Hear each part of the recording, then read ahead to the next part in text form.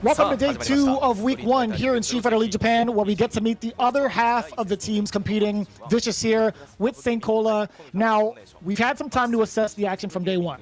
We got ourselves acquainted with the format this year. In fact, we even got to see the extra battle rule in play between Team Ikuza and Gyogun. With what's already happened in day 1, St. Cola, what can you tell the folks at home listening in regards to your expectations with the teams up to bat for today's showdown?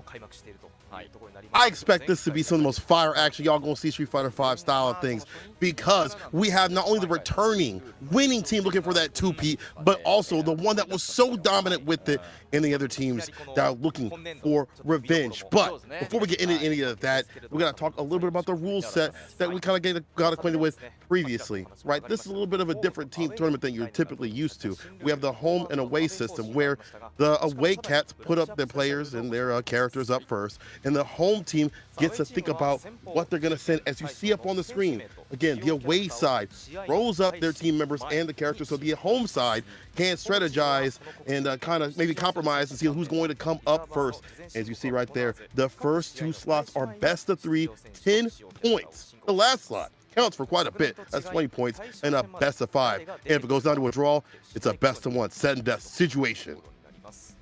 That's one of the coolest things, too. We got to experience that in day number 1, right? Having the advantages of the home squad doesn't necessarily translate to a victory either. We've seen a couple of upsets based off of that alone, right? Home and away system doesn't necessarily grant you that full advantage, so you have to strategize well and synergize well with your teammates in order to get that W. And it could come down to the sudden death situation, which always is a scary sight, because then you could put in like the wild gameplay in terms of like the first to 1. So it could go either way regardless. I'm looking forward to seeing the second half of teams strategize around this format. It's such a refreshing format at that, because we've had the ban system in place in the earlier years of Street Fighter League. Now all that's said and done with, we're now going to see the full potential of a lot of these players. And speaking of a lot of these players, right, some of these cats in Japan have adopted the Luke rule, which is play to win. That is the ultimate strategy, which everybody should be going for, right? There's a lot of Luke players in this second half, right? Oh, there's quite a bit, but they're all definitely different with it. And, you know, when you talk about playing to win, you definitely want to win out here, because you want to get as many points as possible, especially in these early runs to get it done, because you want to be in the top spots to qualify for the finale of not only the Street Fighter League Japan top spot for their finale, but also to fight the EU and the US teams later on in the Street Fighter League overall season globally. So this is what they're working towards, and we saw previously how some of these things have went down, where some of these players were able to qualify. Dobro was one of the most hotly contested players, but one of the other hotly contested players too to be included in these teams was Torimeshi, where they had 2 teams vying for them. Obviously, one of them had clipped him up, and we're going to see if he actually works out, is even put up on the deck. But again, this is all playing not only towards those top spots to win and represent Japan, but also that guap on the line. 8 million yen. That's 5 million in first place, 2 million in second place, and 1 million in third place. Yeah, there's a lot of pride on the line when it comes to the game of Street Fighter in general for the land of Japan, right? We've seen how much emotion and hard work goes into it. Even just spectating the grand finals from last year, we saw how much emotion that Gachikun had. He fell just short with the Good 8 squad, who had an immaculate record going into it. But we'll see how it turns out, right? It's a brand new season, brand new characters, and something that's not brand new, though, is the commentators coming up. Yeah, Yamato and Hameko throwing down on the desk. We saw Aru the other day. I love seeing these two in action and even hearing them in action. If you guys want to follow along at Capcom_esports to send in your tweets, because they'll be reading it live. I'm pretty sure they'll be reading it live as they're doing so right now. You can also hit us up at _St. Cola at ViciousFGC if you guys want to let us know some of the tidbits of your favorite players that you've been tuning into from the land of Japan.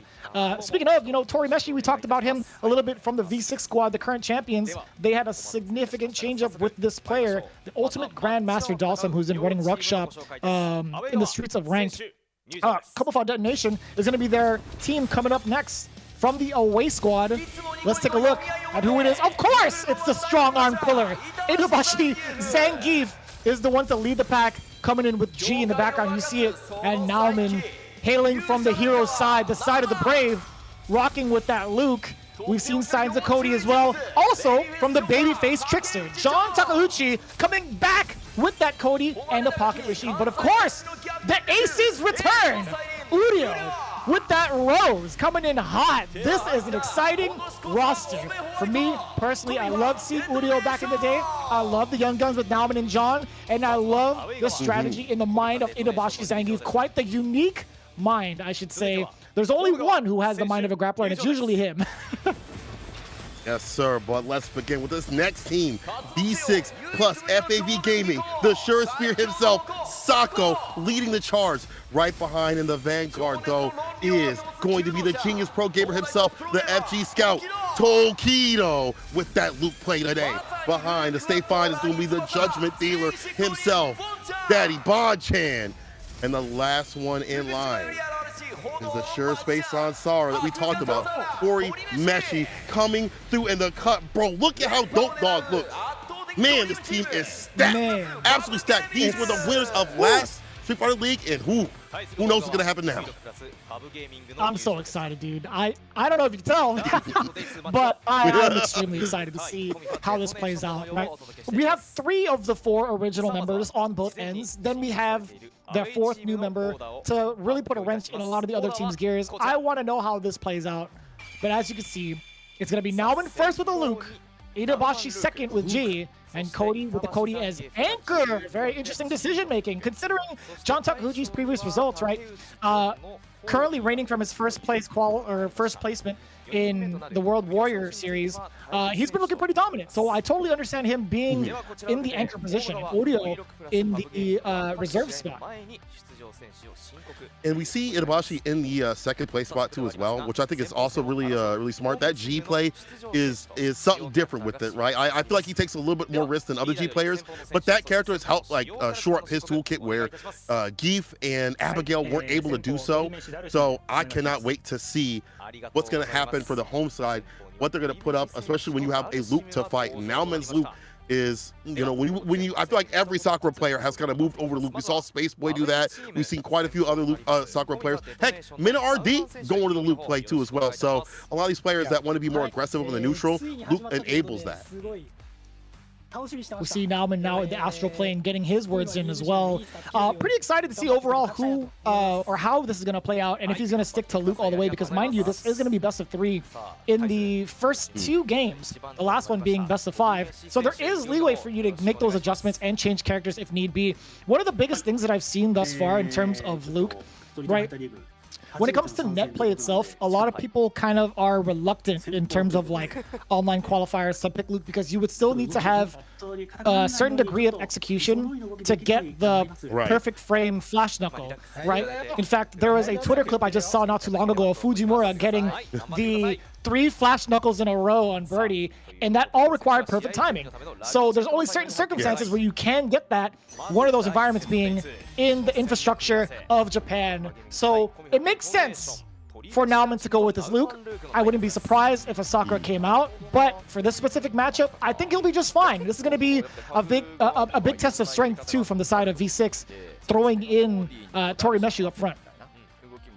Yeah, Tori Meshi says it's his first Street Fighter League. He's going to do his best. I think even this is a smart choice for the home side to send up Dalsim. You know, a lot of Luke players say that this is a matchup where they feel maybe uncomfortable with it, and Sim has historically done well against Shotos. And I do count Luke as a Shoto mostly. Obviously, he's missing the Tatsu, and the Fireball's a little bit different with the zoning and things like that. But by and large, there's a lot of Shoto elements, and I think that Sim deletes that. You know, that long-range gameplay, something that Luke does have an issue with. Zoning characters do better against Luke. I'm not going to say they win against Luke, but they do better against Luke. And Sim has been a big wrench in the game plan for a lot of Luke players over many other areas. So I think it's a very smart time to put in Tori Meshi.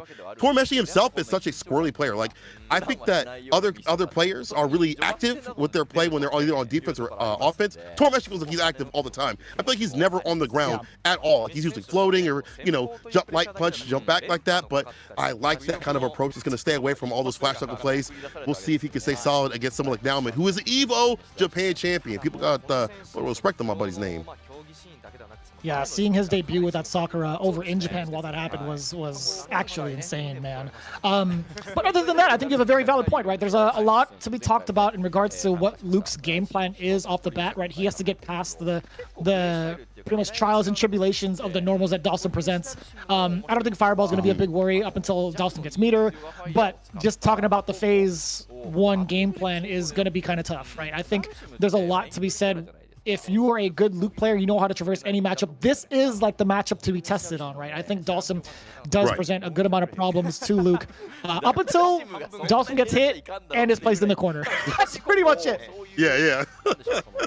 Yeah, that's kind of the old axiom. Don't get hit and hit them more. But that's going to be even more important. And I think that, you know, everyone's picking up Luke or trying to pick up Luke and be like, yo, I'm going to play a Luke player. I'm going to be a Luke player, stuff like that. You know, on the side of Luke things, you do have to be optimal. You do have to be able to execute the flash knuckle stuff. We're going to get got. Now, Luke is not a kid to that. Yeah. Like any game in any top tier, you have to put in work at the highest level. And we've seen that with Luke players. Like, if you are a specialized Luke player, you're doing work. You know, we've seen Chris CCH, we've seen the Birds, we've seen other players, but it's not a large swath of players that are, you know, getting things done in top 8s or, you know, finishing tournaments with just Luke. So if Nauman's able to do this, he's going to have to put a lot of game plan into this, like minute game plan options into this. And again, it's going to be hard. This is Sim. But as you said, all it takes is a few hits to do it. Yeah, we might even see Luke from the side of Tokido and Bonchan, right? I think Tokido's been streaming a lot of Luke lately on his hitbox. So I wouldn't be too surprised if that was going to be the play. Same with Bonchan. He's been labbing with his character as well a good amount of times. Does have a backup if need be with Karen, Nash, Sagat, etc. Like the same could be said with Tokido. But the main point is that there are a lot of players fluctuating towards this character, and it's going to be a main storyline for pretty much a good amount of time, I think, till the end of Street Fighter V, unless there's like an emergency patch, which I highly doubt. I don't think there's any reason for them to like make any changes to Luke as is right now. I think, you know, it is what it is, and we gotta roll with it. Yeah. But here we go. We're gonna be rolling with the punches. This is gonna be the first game of day number 2 in the first week of Street Fighter League Japan, ladies and gentlemen. It is Tori Meshi up to that with V6 Plus FAV Gaming going up against Nauman, part of Detonation Gaming.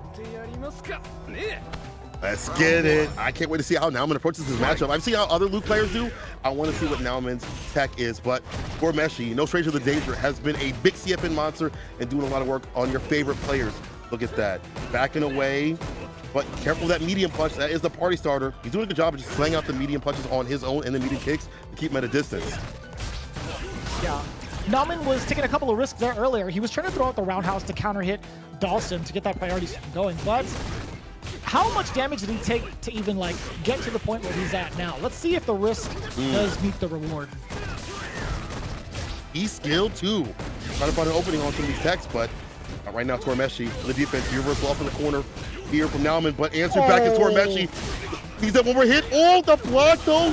Good stuff from Nauman. Gotta finish the job with a jab. A dab will do ya. That was actually pretty interesting. After an EX Sandblaster, he managed to sneak his way in. Considering the amount of life, I think Tori Meshi,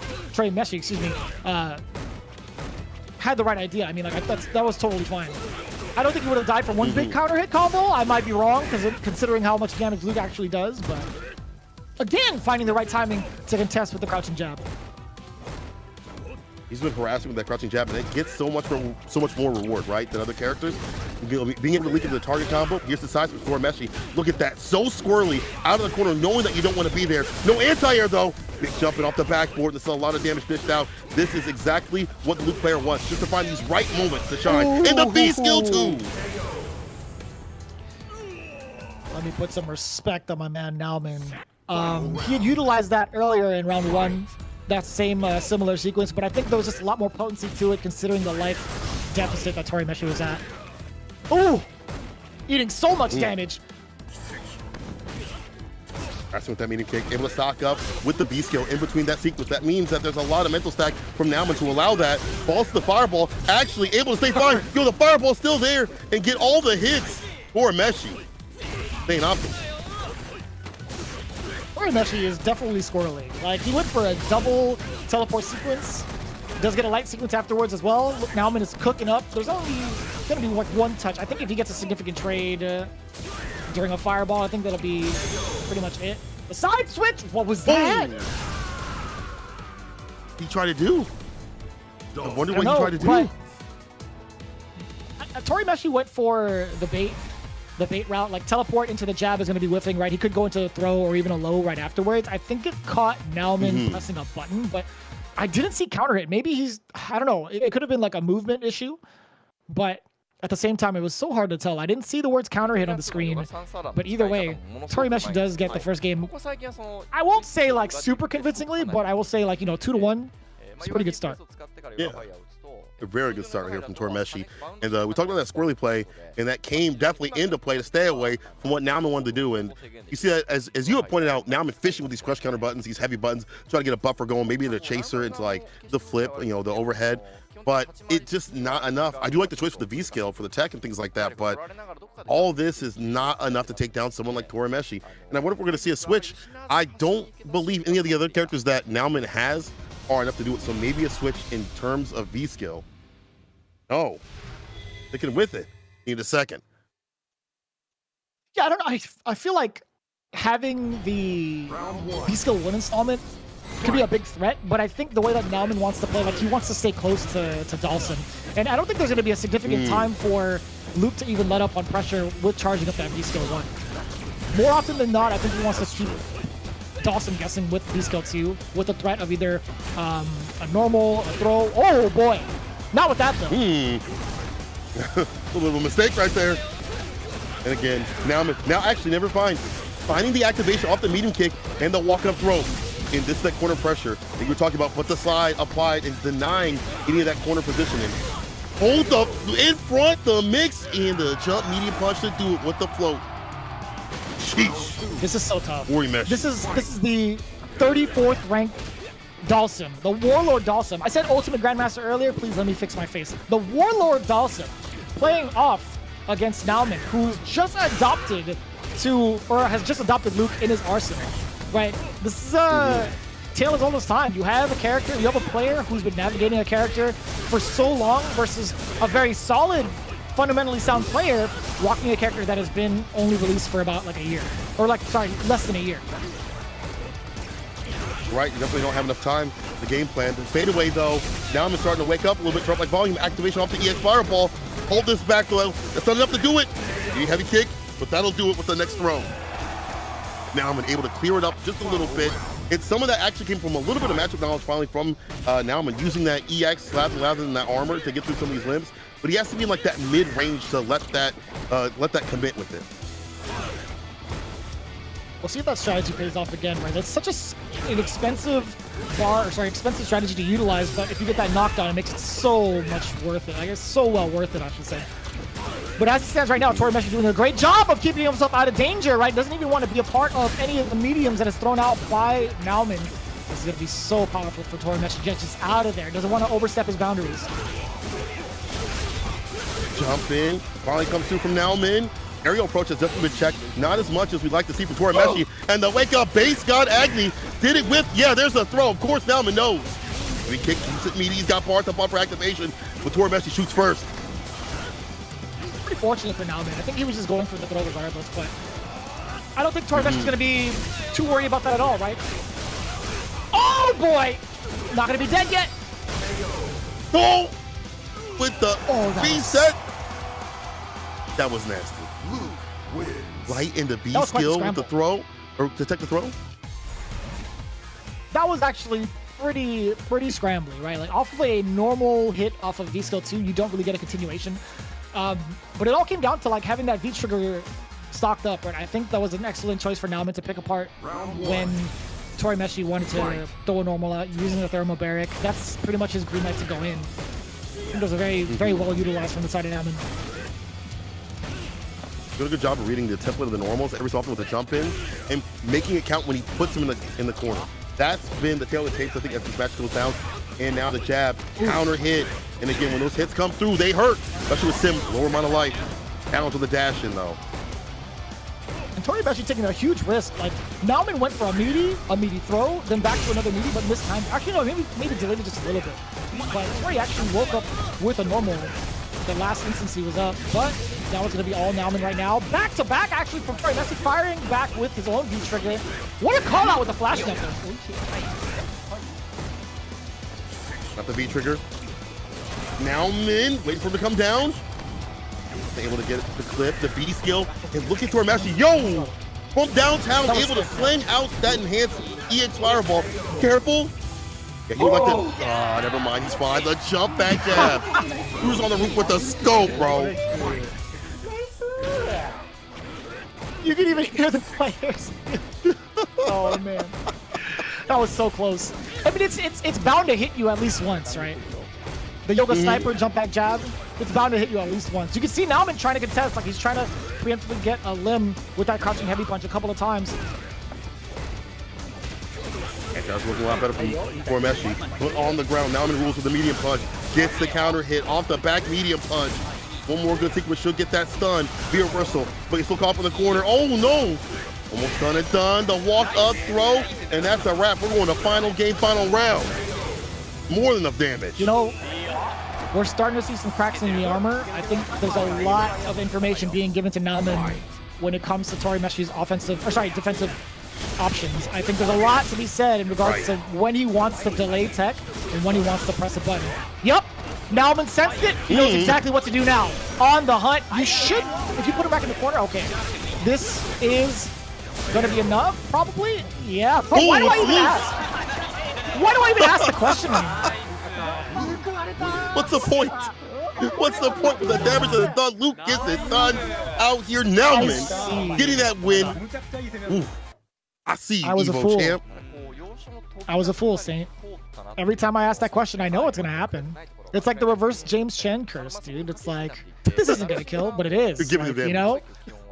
Yeah, that's just how it is. But again, I highlighted it earlier. Nauman has had a very solid read as to what Torimeshi wants to do now on defense. It's up to Torimeshi now to either sit there and take the throws a couple of times, or even opt to do something different with movement, possibly. But it's hard to tell. It's very hard to tell. Nauman has kept his offensive pressure pretty sturdy, right? He's gone to meaty. He's gone to meaty throws. Like meaty normals, meaty throws have been just so potent against Dawson's kit for so long in Street Fighter V, right? I mean, he's keeping it very ambiguous. He's also keeping it pretty safe for himself to keep it tight-knit. I do like this adaptation coming in from Nauman. I do like the V skill too. I mean, that V skill too, as you would point out for the delay tech, to catch Torimeshi's tendencies and actually get a big amount of damage too as well. If you have the EX right after there, keep your turn. Usually you're -2. So if you run it with the EX, like Fireball right after, you get to continue your turn, continue that pressure, and that makes that corner pressure that Luke has that's already deadly with back medium punch and medium punches in general even better. And Nauman, along with the jump-ins, is able to get these wins and really put pressure on Torimeshi, where the anti-airs were good in the beginning, but there's just too much data, as you pointed out. There's way too much data given to Nauman on how he wanted to play on the ground. As we saw the jump-ins round after round. And now we're seeing a little bit of this data right here. And again, I got to give big shout-outs to Nauman, where I thought it was going to be a wrap. People do not play this matchup so well.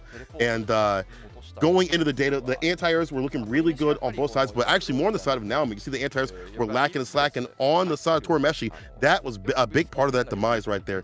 The ACPs weren't really hitting, but they really didn't get punished. Throw escapes didn't really happen to Tormeshi's side. In fact, that was another part of the demise of the Sim player. It's funny because we always talk about like the invincible reversals. The only thing that Torimeshi had was wake up critical art. And you know, I gotta say, like the way I was talking made it sound like it was gonna be a best of 5, but Nauman's pretty much destroyed Torimeshi towards that last segment. So again, they're gonna be taking the first 10 points. So I might have misspoken a little late on my side, but I'll tell you what, right now it's still not gonna be the last we see of Torimeshi. I think, you know, it's a great way to kind of get yourself acclimated to the heated battle for the most part with V6. It's not gonna be the last though. Again, we have so many Titans to follow up. Like if Torimeshi falls, he has such a strong support group with Sakunoko, Tokido, and Bonchen. So I don't think he has a lot to worry about.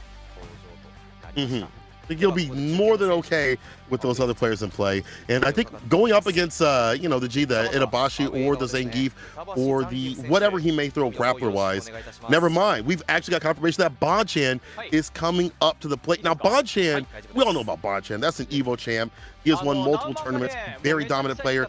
I have heard recently on FTC Translated, and that I think it's Daigo that believes that Bonchen could have one of the best, if not the best, loops in the business because he understands how to play on the ground in the best sort of way with that character. And that kind of reminiscent of his character with that grounded play was so dominant, was so powerful. His hit confirms, his spatial awareness of where the other player wants to be, even before they want, even when they want to know, has been so great in his game plan. And when you have that with a character that is so strong like Luke, it's easy to see why he'd be in the top spot. There's going to be Bonchen going up next against the G that Itabashi has been working with.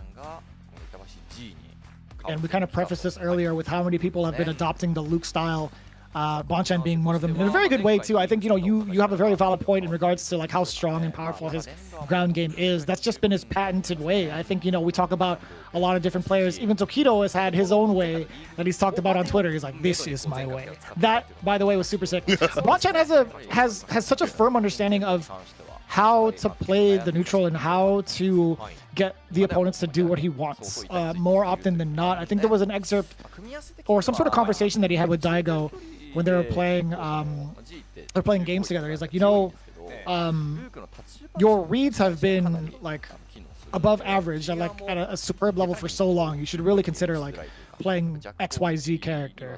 And Bonchen takes that to heart a lot. Like when he talks to Daigo about certain things, they've even teamed up for like the Red Bull 5G fighting events, and they've had a lot of discussions in regards to like what characters they should play, what strategies they should utilize in certain matchups. So Bonchen takes a lot of this to heart, and I think out of all the players that have gotten the most like criticism, like positive criticism, I think he's one of those that really executed well in terms of like making the improvements happen. Right. Actually, facts right there. The fact that he takes it to heart and works on it, you know, when he's studying Studious, is hard to stop. And Bonchen himself said he's been practicing to defeat this exact opponent, so he is so ready to fight Itabashi Zangief. And you kind of have to be even more ready, I think, this season, and for good reason, against G. Even though he's been nerfed, he's kind of been buffed. Level 3, G is able to access level 2 and 1 fireballs and things like that with the elements, the good parts of those characters to switch up the pace of the fireballs. And the fact that V-Trigger 2 and V-Skill 2 have been buffed, and we see people like Idom utilize that. I've seen every so often Itabashi kind of dabble in that. So there's other elements of the character that you have to really worry about, and we talk about this constantly. Every character in Street Fighter 5 is a threat, despite the fact that the robbery is a little bit less because of V-Shift and V-Break and things like that. You still have to worry about getting grip with it. You still got to worry about the robbery. It may be a little bit lighter, but your wallet definitely will still be lighter if he gets into you. Yeah, I forgot who I was watching the other day. I'm a creature of the night, so I like to tour the Japanese streamers and see who's playing what. But I forgot who it was that was kind of exhibiting that G V-Trigger 2. There's a lot of extra damage that comes out from getting your combo extensions, and you still get Oki off of it. I think it's pretty good. With that said, I still don't see anything super wrong with Trigger 1 being able to cancel specials into specials is still pretty potent. Right, you're not going to be getting as much damage off of like a full combo starter with a command grab, etc. But I still think G is a very potent character. Oh yeah, he's still strong, and it's still gonna be you know, it's still gonna be a problematic matchup because, you know, that media punch is a good harassment tool, the fireballs, and we've seen that it's easy to get the target combo situation, to get the knockdowns, to knock down G from Luke. So off of like any of the light buttons, that's going to be an easy opener to put G down to the ground if he wants to level up that presidentiality where he really starts to shine. But Itabashi has been working with this character for quite a bit. I remember the early days of watching his G, and I'm like, this character looks free. Like, bro, pick something else. But he's stuck with it, and he's gotten to the point where he's starting to take games from top-level players consistently, be a threat. So I can't wait to see how he operates against Bonchen. I'm sure he's gonna a game plan against Bonchen himself. But then again, Bonchen, if things go different, he still has the Karen, which may be a worse matchup, but something maybe that he is more familiar with year after year, right? Yeah, I don't know if it'll be any sort of like reason to switch. I think Luke does just fine in this matchup. Damn, the Skullomania outfit, that is so sick. But I think if anything, if there is going to be a change, I don't mind seeing the Sagat. I really don't. I think that'll be a pretty big problem for G. You're actually right. I remember when Sagat dropped, and you know, G was. That matchup used to be like in G's favor, but as people played it more and more, it was like 5-5. Let's see if he even needs it to survive, because right now Bonchen, with a fantastic start and risky, too risky, was Itabashi. can't believe he did a round start dash swing low. That's what a beast. What I can't take that away from him. That is yes. Oh.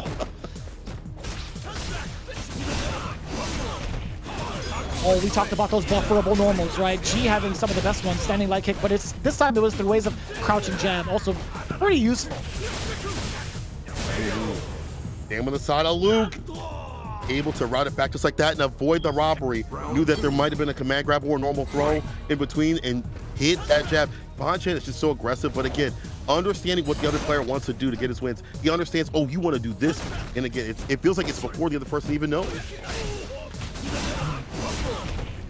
Here comes an EX smash over, extending the combo, getting the V skill as well.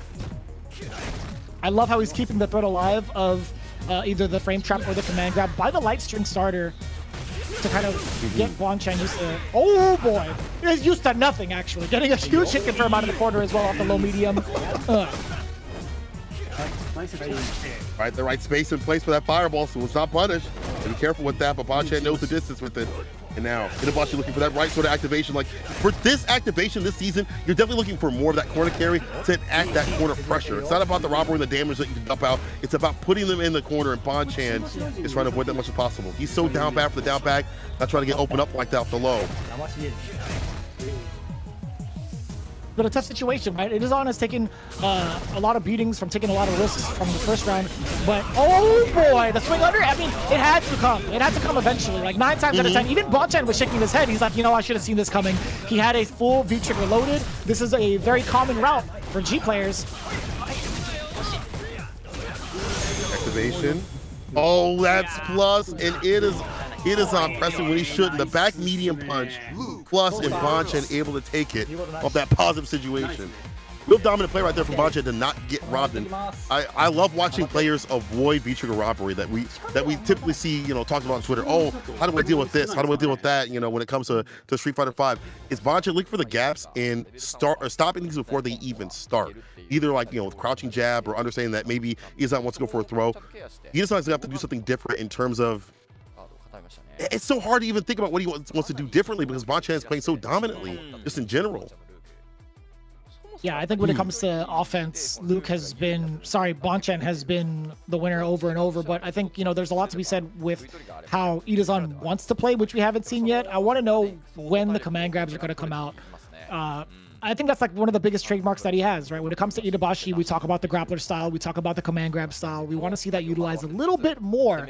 Maybe we'll see this come to fruition once he gets the lockdown against Bonchan, either in the corner or of a knockdown. But that's the thing, we have to see that knockdown occur first. Will Bonchan even slip up to even give Itabashi that moment?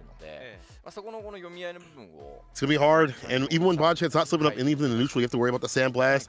And if he gets that EX bar, it gets the knockdown, and that presidentiality that we usually see from G has not really come to fruition either. We haven't really seen level 3, you know, level 2 even to really get the corner carry to make things scary. I don't know. It's hard for Itazan to get going forward. I have to see something now because this is game point right here for Bonchan.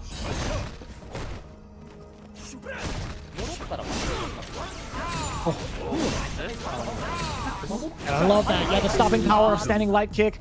Being able to anti-air with crouching heavy punch, throwing out a fireball to back it up. Itazan off to a great start. We talked about him getting this knockdown and now commanding the lead, the smash over off of the trade. Will we see a command grab? We're going to see the axe kick first. Yep, that's a throw at least. Hands on him, leading with the fireball, sweep off the feet, wait for that on-block activation. He's going to try to stop that situation, much as possible. Sweep, there it is. It's a counter hit, corner carry, target combo, Oki time. Got the Itazan to stay fine, but Bonchan's right back in. He dashed up after a tech throw. A lot of fear, a lot of reluctancy to press buttons from the side of Itazan. We still have a couple more fireballs to chuck over against Itazan, right? Sandblasters to Thermal Barrack, possibly. But mostly Sandblasters. There's a Thermal Barrack. We have one more left in stock. For an opening. But so is Itazan. And for that moment that he stands up to put him down, that EX low does have him in the corner. Do you see the reluctancy from Bonchan? He doesn't. Now he's firing away. He's forcing Itazan. He's like, come on, give me the smash on you. Give me the smash on you to this feature. Look at him. Look, he's waiting. If he dashes up command grab, I'm gonna lose it. Yeah, I'm out of He was here. ready just I'm out of here too. That was Oh, he jumped. Oh! Surprise! That should be more than enough to do it there. Probably finds that right moment. That's how you know Itazan is a top level player. Not breaking down until that very last moment, even though the time is winding down, making sure that he gets that under and gets a full conversion to put Bonchan down and staving off some set points. I fully agree with you there. Again, just having the patience outright, knowing full well that Bonchan was baiting that activation, knowing exactly when to throw it out there. Hit or miss, he was going to go into trigger, which would have led into a very precarious situation for Bonchan. And speaking of, the back throw now gets to assess the situation after with a roundhouse, but still, at that timing, I can't even tell if it's plus anymore. Yeah. So hard. You punch. Oh, trying to get the cross up the B skill coming through. That was what disgusting. A back from Itazan. That was so cool. Stopping that option select altogether. Itazan's been in the lab. Oh, but just a jab. That's all Bonchan needed to finish it and put himself on set point. I like these options from Itazan, but is it a little bit too late right now? And it's just even more so difficult to get things going forward with the V-trigger. That win condition to get him sweep for sweep janitorial duties done by Bonchan. Gotta be sure to shine the floor with him. That's exactly what Bonchan's trying to do. But at the same time, you know, Itazan, look at him. He has just been so happy throwing out some of these normals and landing a lot of these hits on Bonchan. Now, the bull is unleashed, getting a couple of throws in. Yes, sir. Crosscut DP. I think Itazan had gone for a V-skill. Damn, that still hits from that far beyond. Ooh. I thought it was a different story, but no, it's still intact. It's very impressive. Yeah, I thought I read the patch notes wrong. I mean, hold on now. Yo, it goes for the low. That could have been a lot of damage on the side if that was blocked. And, you know, we saw the reversal from Bonchan, but nothing. He's on with these lows every so often, getting risky with it. But now the reward of the crouch kick from Bonchan and the walk-up throw, the dash-in throw, I should say.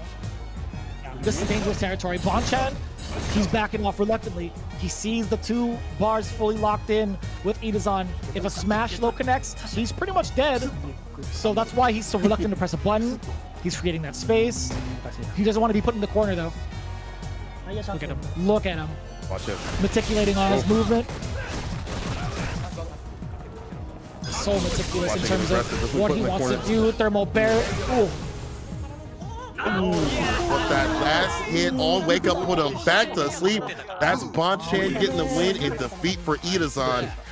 It's so smart how he deals with that V trigger in that distance. Doesn't give up too much space. I think that was a problem previously and why Bonchan had lost some of these rounds. He gave up too much space, put himself in the corner, had to make some really tough decisions. Even when he did win those decisions sometimes, you know that he was sweating. So he stays mid-screen with the V trigger and cleans it up and wins against Itazan. But man, oh man, did I like that G from Itazan. Overall, that was a good G. We saw the option select with the V-skill, as you had pointed out immediately, but it wasn't enough against Bonchan. I wonder, I'm genuinely curious about the round start decision from Itabashi with the smash under. I don't know if he was trying to like buffer maybe like a fireball first and got a little bit too antsy. You know how he gets when it comes to like churning the butter. But I mean, I think there was a lot to be said in regards to the adaptation from both ends, and what happens in the game once both players have their triggers fully locked in, right? Locking into the stats below or in front of your screen right now. Anti-air department, 80% from the side of Itabashi Zangief. 3 out of 4 as well for Bonchan. Pretty succinct here with the EXDPs, finding the mark 100% of the time for Bonchan. But in the throw department, not too many risks. I think from the side of Itabashi, however, unable to tech 5 of the 6 throws that were given to him. A lot of throws to open up Itabashi, and just a lot of pressures in general. And I think that getting that game plan off as a G player is going to be hard when you fight Luke. EX Fireball knocks you down, so you can't be in presidentiality consistently as you'd like to be. And then even in V-Trigger, this season, you have V-Shift and V-Break and stuff like that. You have to exemplify more of that command grab, and we didn't really see that much from Itabashi in terms of that. So that'll be something he'll have to work on. But overall, I do like the G. We go back to Luke and Bonchan, just the perfect pairing. That's why we see the win now. We're at the final game, the best of 5. The points really matter here. Who is going to go up next? I believe it might be Tokido. I see the camera. Should go Tokido, and it's going to be Tokido Urien. That's That's got to be a specific play for John Takeuchi, right? We've seen a lot of Luke from the side of Tokido. Actually, it's not too big of a surprise, I guess, considering Tokido's recent performance on his hitbox. Right, he's been playing his way with Urien for a while, placing pretty significantly over at Evo as well. Sorry, I was listening into what they were saying. But with John Takeuchi as the anchor, I think, you know, Team Detonation had that kind of idea to put him there. He's like, you know, they were expecting to have Tokido there. So this is exactly what Capcom Detonation's asking for. Let's see if John Takeuchi has the answers. Let's see what he's had in the lab cooking up against Tokido's Urien. You know, as strong as we've seen John Takeuchi fight the Lukes, I guess it kind of makes sense. Beyond just, you know, the character matchups and stuff like that, it seems like John Takeuchi is so ready for that matchup and how he won against Otani so dominantly in the World Warrior. Obviously, Tokido is a way different beast, but his natural grasp on that matchup overall seems really strong. So maybe that's why we see the Urien pick right here. And Urien, one of those characters that got quite a bit of nerves, unfortunately. Doesn't have the reversal, has to hold a lot of pressure on the knockdown situation. His fireballs are a lot riskier, so he has to be really careful. But his EX moves are always going to be good, and when he gets the damage going and flowing, it definitely is really good. Like, it's still there. Like, he's still a very damaging character. He just has to be careful about how he sticks out those limbs. Yeah, I think the great equalizer is V-trigger, right? The Aegis Reflector is what's commonly talked about in regards to how Urien is played. I think that alone should be enough to kind of be like, all right, well, this character is going to be a threat no matter what, just having this available. But I think you're right. I think Urien, again, has some of the more dominating normals in the game. He does have pretty great usages of EX to close the gap or catch people by surprise, going for like mid-range punishes as well with EX Chariot Tackle if need be, or if you want to close the gap against a fireball heavy character, using the Violent Knee Drop to get yourself an EX version, right? EX Violent Knee Drop to get yourself past the fireball, close the gap, and if it's blocked, leave yourself a plus. But there's a lot of counters that have been coming up as of late. You know, V-Shift being one of them. With Cody, I think he's able to sway it as well. But we'll see. Yep. We'll see how this works out. Yeah, over the matchup, not too bad for Cody this season. But we'll see what Tokido has for us. It has a little bit longer to play. Remember, best of 5, first of 3. Over with the medium round star, already put him in the corner with the Chariot Tackle Ender. We're looking for it right now. Tokido hovering in and out of the ranges that he wants to play at, trying to force a whiff on John Takeuchi, but John has actually kept it pretty close-knit. A lot of these normals haven't been whiffing. In fact, he's been counter-poking a great way. Look at that. Speaking of counter-pokes, had the Zunk Knuckle held down. Big counter hit. Man, that standing medium kick is just so abusive. Covers so much range. And then you have the EX. It's so good. So you have the EX off like right after. Over the forward heavy kick. He's got the pipe. Have the command, grab the grip to do it more the damage. You pop it off, say, yeah, I got that just defense situation, dog. That just frame situation, I should say. Takeuchi with the first one. You could hear his spine crack all the way from his tailbone, all the way up to his neck. It's crazy. Looks like a bag of chips. Blaze. Yeah, there's no more air in this bag. It's just all chips and crunch. That's all it is now. Right to the super. Yo, Tokido dumping out the damage right here. With the super already, doing as much damage as he wants to leave, but that can all turn away with a fantastic play. Oh, a little bit of a frustration there from John Takeuchi. He actually missed the target combo. Did it matter? No, it did not. I think he could have gone for the critical art. Plus Frank, what are you going to do about it? Another view reversal. Very smart choice. Tokido does not have the great call under the... Oh, throwing the pot. One more tornado. That could have been thrown. Look, it's a sway play. Oh my god, that was so sick. We talk about that sway being utilized in a lot of situations now. When it comes to the fireball game, best believe Cody players are going to be sniffing that out. The crime sway low into the follow-up. So good. Fantastic. I think you're going to fireball. And honestly, to make it fall, that B-skill is really good about that because of the fact that the hands are out even longer this season. And so for good reason, we see the B-skill punish. Tokido sticking with the Urien. Must see something in this game plan against this character that he can use. But John Takeuchi is looking so dominant with that first game. I have to move my screen over and maximize. I'm trying to get all this action, as you should as well. If you guys are enjoying yourselves, we do appreciate you guys tuning in from everywhere in the world. Look at this right now. Again, John Takeuchi is at a deficit. A lot more swings coming in from Tokido. Does get a whiff punish on the throw, and now it's going to be Meaty City. No, it's going to be a throw that's teched from John Takeuchi. Fireballs, trying to put him in the corner. Tokido definitely tries to look like volume when he puts somebody in the corner. Gets real aggressive with it, but interrupts the medium with his own. B skill has enough for the B trigger for the activation. Tokido stops him with a double medium. I love this. I love this from Tokido, utilizing that meter in a very, very ambiguous way. EX, chariot tackle, catching John Takeuchi off guard, striking first quad in round 2, or sorry, game 2. Ooh, yes, the counter book strategy. Surprise with the heavy knuckle.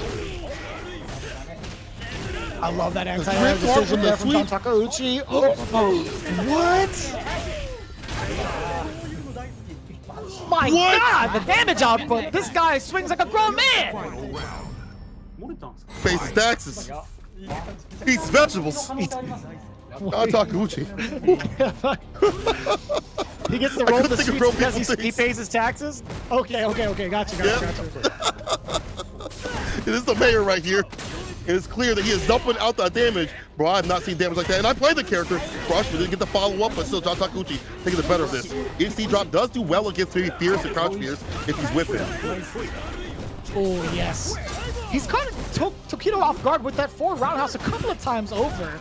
I wonder how that's, I wonder why that's been happening. I gotta check that out later. Oh, yeah, the rock is still coming down. Reach to the cranium. Caution, falling rock, activation. Trying to let this man drop the attack. Blocks it out. Back though, still one more. Sends it out to Crouch Fierce. EX plus frames. Counter hit. Those bars the bomb to cook with. 2 bars. Again. Oh, the bravery check from John Takeuchi, putting himself at 2 games. Tokido at 0. That was a very, very solid call out. A risky one at that. That could have been game if Tokido had thrown another standing medium punch, but Tokido bet it all. He walked up thinking maybe he could get either a delayed normal or even a delayed throw. John Takeuchi wasn't buying it. Not at all.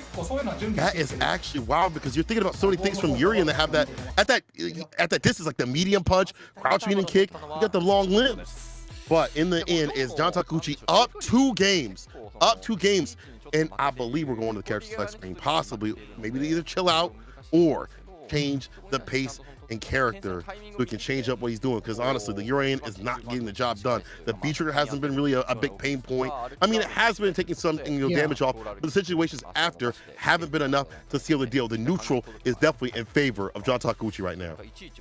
Yeah, I think John Takeuchi's defense has been spectacular though in light against the V trigger 1 of the Aegis Reflector. I think, you know, there is the potential there for Tokido to get something going, but Tokido hasn't really had that opening. He hasn't really been able to break John Takeuchi's guard. There hasn't been a lot of moments for him to actually do so, right? Back-to-back throws a couple of times have been pretty much the leading source of damage. So far, he's only done like, what, how many EX chariot tackles that have landed? There hasn't been a lot of significant sources of damage to force John Takeuchi to like sweat on defense. I think as it stands right now, I don't believe the Aegis Reflector is going to be a huge threat against the way John Takeuchi is playing right now. I agree. I don't think that's enough to seal the deal. And what leads up to that, you're taking so much damage to get to that point, and like all it takes is one good EX Zonk from the neutral from downtown to seal it. And right now, he might steal it because Tokido is riding or dying with this character. It's the Urien pick. I don't know if it's enough to do it. Maybe he's got another game plan. Had to take a second to go back to character select screen. Let's see if he's got another plan up his sleeves. V-Skill 1 being the choice still. The 1 set from the side of Tokido. You see John Takeuchi still rocking 2-on-2.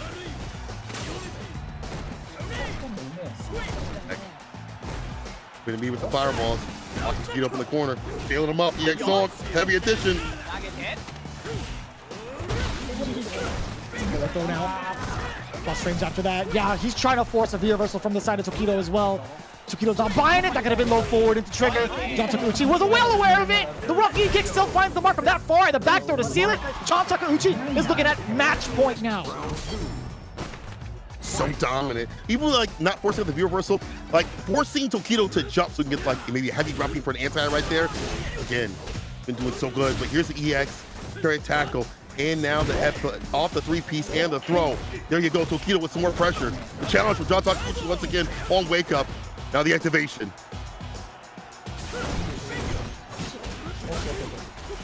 You still press the button after that. John Takeuchi threw out a normal that was way later than the jab from the side of Yurien and Tokido, but it's not going to be the end of it just yet. Tokido playing some pretty active defense, let him out of the corner, but still throwing out some of the limbs, like standing medium kick has been the biggest one that he could possibly ask for. Yeah, but if that gets counter swiped, it's going to be a big problem.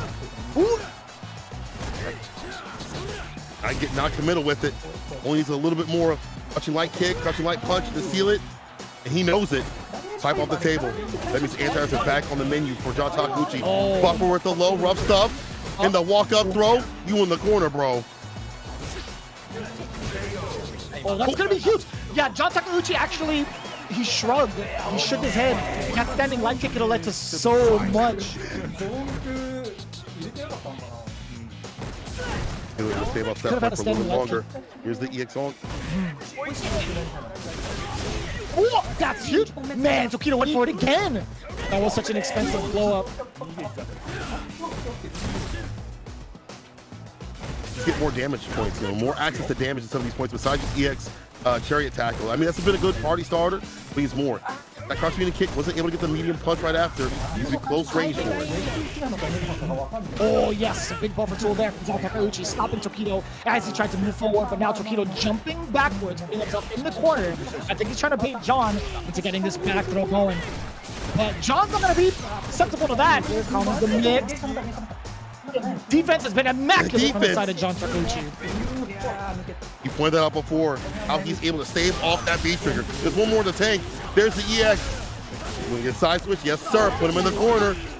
What's the play here for reversal? Get some distance with it, John Takeuchi.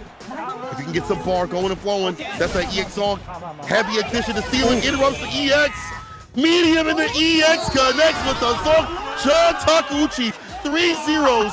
Tokido and pops off. Big J Tech doesn't like that. What an absolute monster. What an absolute monster of a pop-off. What an absolute monster on offensive reads. This guy, John Takeuchi, is a phenom. Look at him, just going in, well-deserved. He's hitting the astral plane. Slapping his camera. Where is he at? But he must be beyond with this play. I mean, today we saw him just like the fruits of his labor of playing this character for even before the buffs had happened, even before the shift in the meta. We saw it last year in Street Fighter League, and we were all wondering, why is he going with Cody when Rashid is so good? But now you see the fruits of labor of just understanding how to play the matchups, be comfortable in the matchups, dealing with V-Trigger, and being able to jab in situations that people would be like, you would never, and he's like, I would, because I understand my character, I believe in my character. Dang, John Takeuchi. Paying off dividends, right? Having that investment early, only to see it, you pretty much enjoy the fruits of your labor at this point, right? Camouflage Detonation off to a significant start. 30 points on the board as we get the interview ready for these four. You can see how elated they are. And I bet, man, I bet, because this was like the biggest, you know, they're the reigning champs of Street Fighter League Japan 2021. So this has got to be a huge, huge sigh of relief, especially for their first game. With this kind of momentum going forward, no doubt in my mind, these guys are going to be screaming, yeah, that's what I'm talking about. Yeah, yeah, let's go. Yeah, this is great because I think if people saw these teams before. Oh, go ahead. No, please, go ahead. I was gonna say, if people saw these teams before, like prior, you know, till everything went down, they would have been like, oh, it's gonna be V6 taking it like easily. But like, look at the reverse. Are we in an alternate timeline? No, what we're in is these teams being so stacked that you cannot tell who is gonna take the W each and every week. Before, V6 was the one that did win. They were in the top spots consistently quite a bit, you know, sometimes below that line every so often, but now Kafuma up there too as a big threat. Yeah, I gotta say, man, there's not really a lot of translation that needs to be said with this winning interview. You can see how ecstatic and elated they are, right?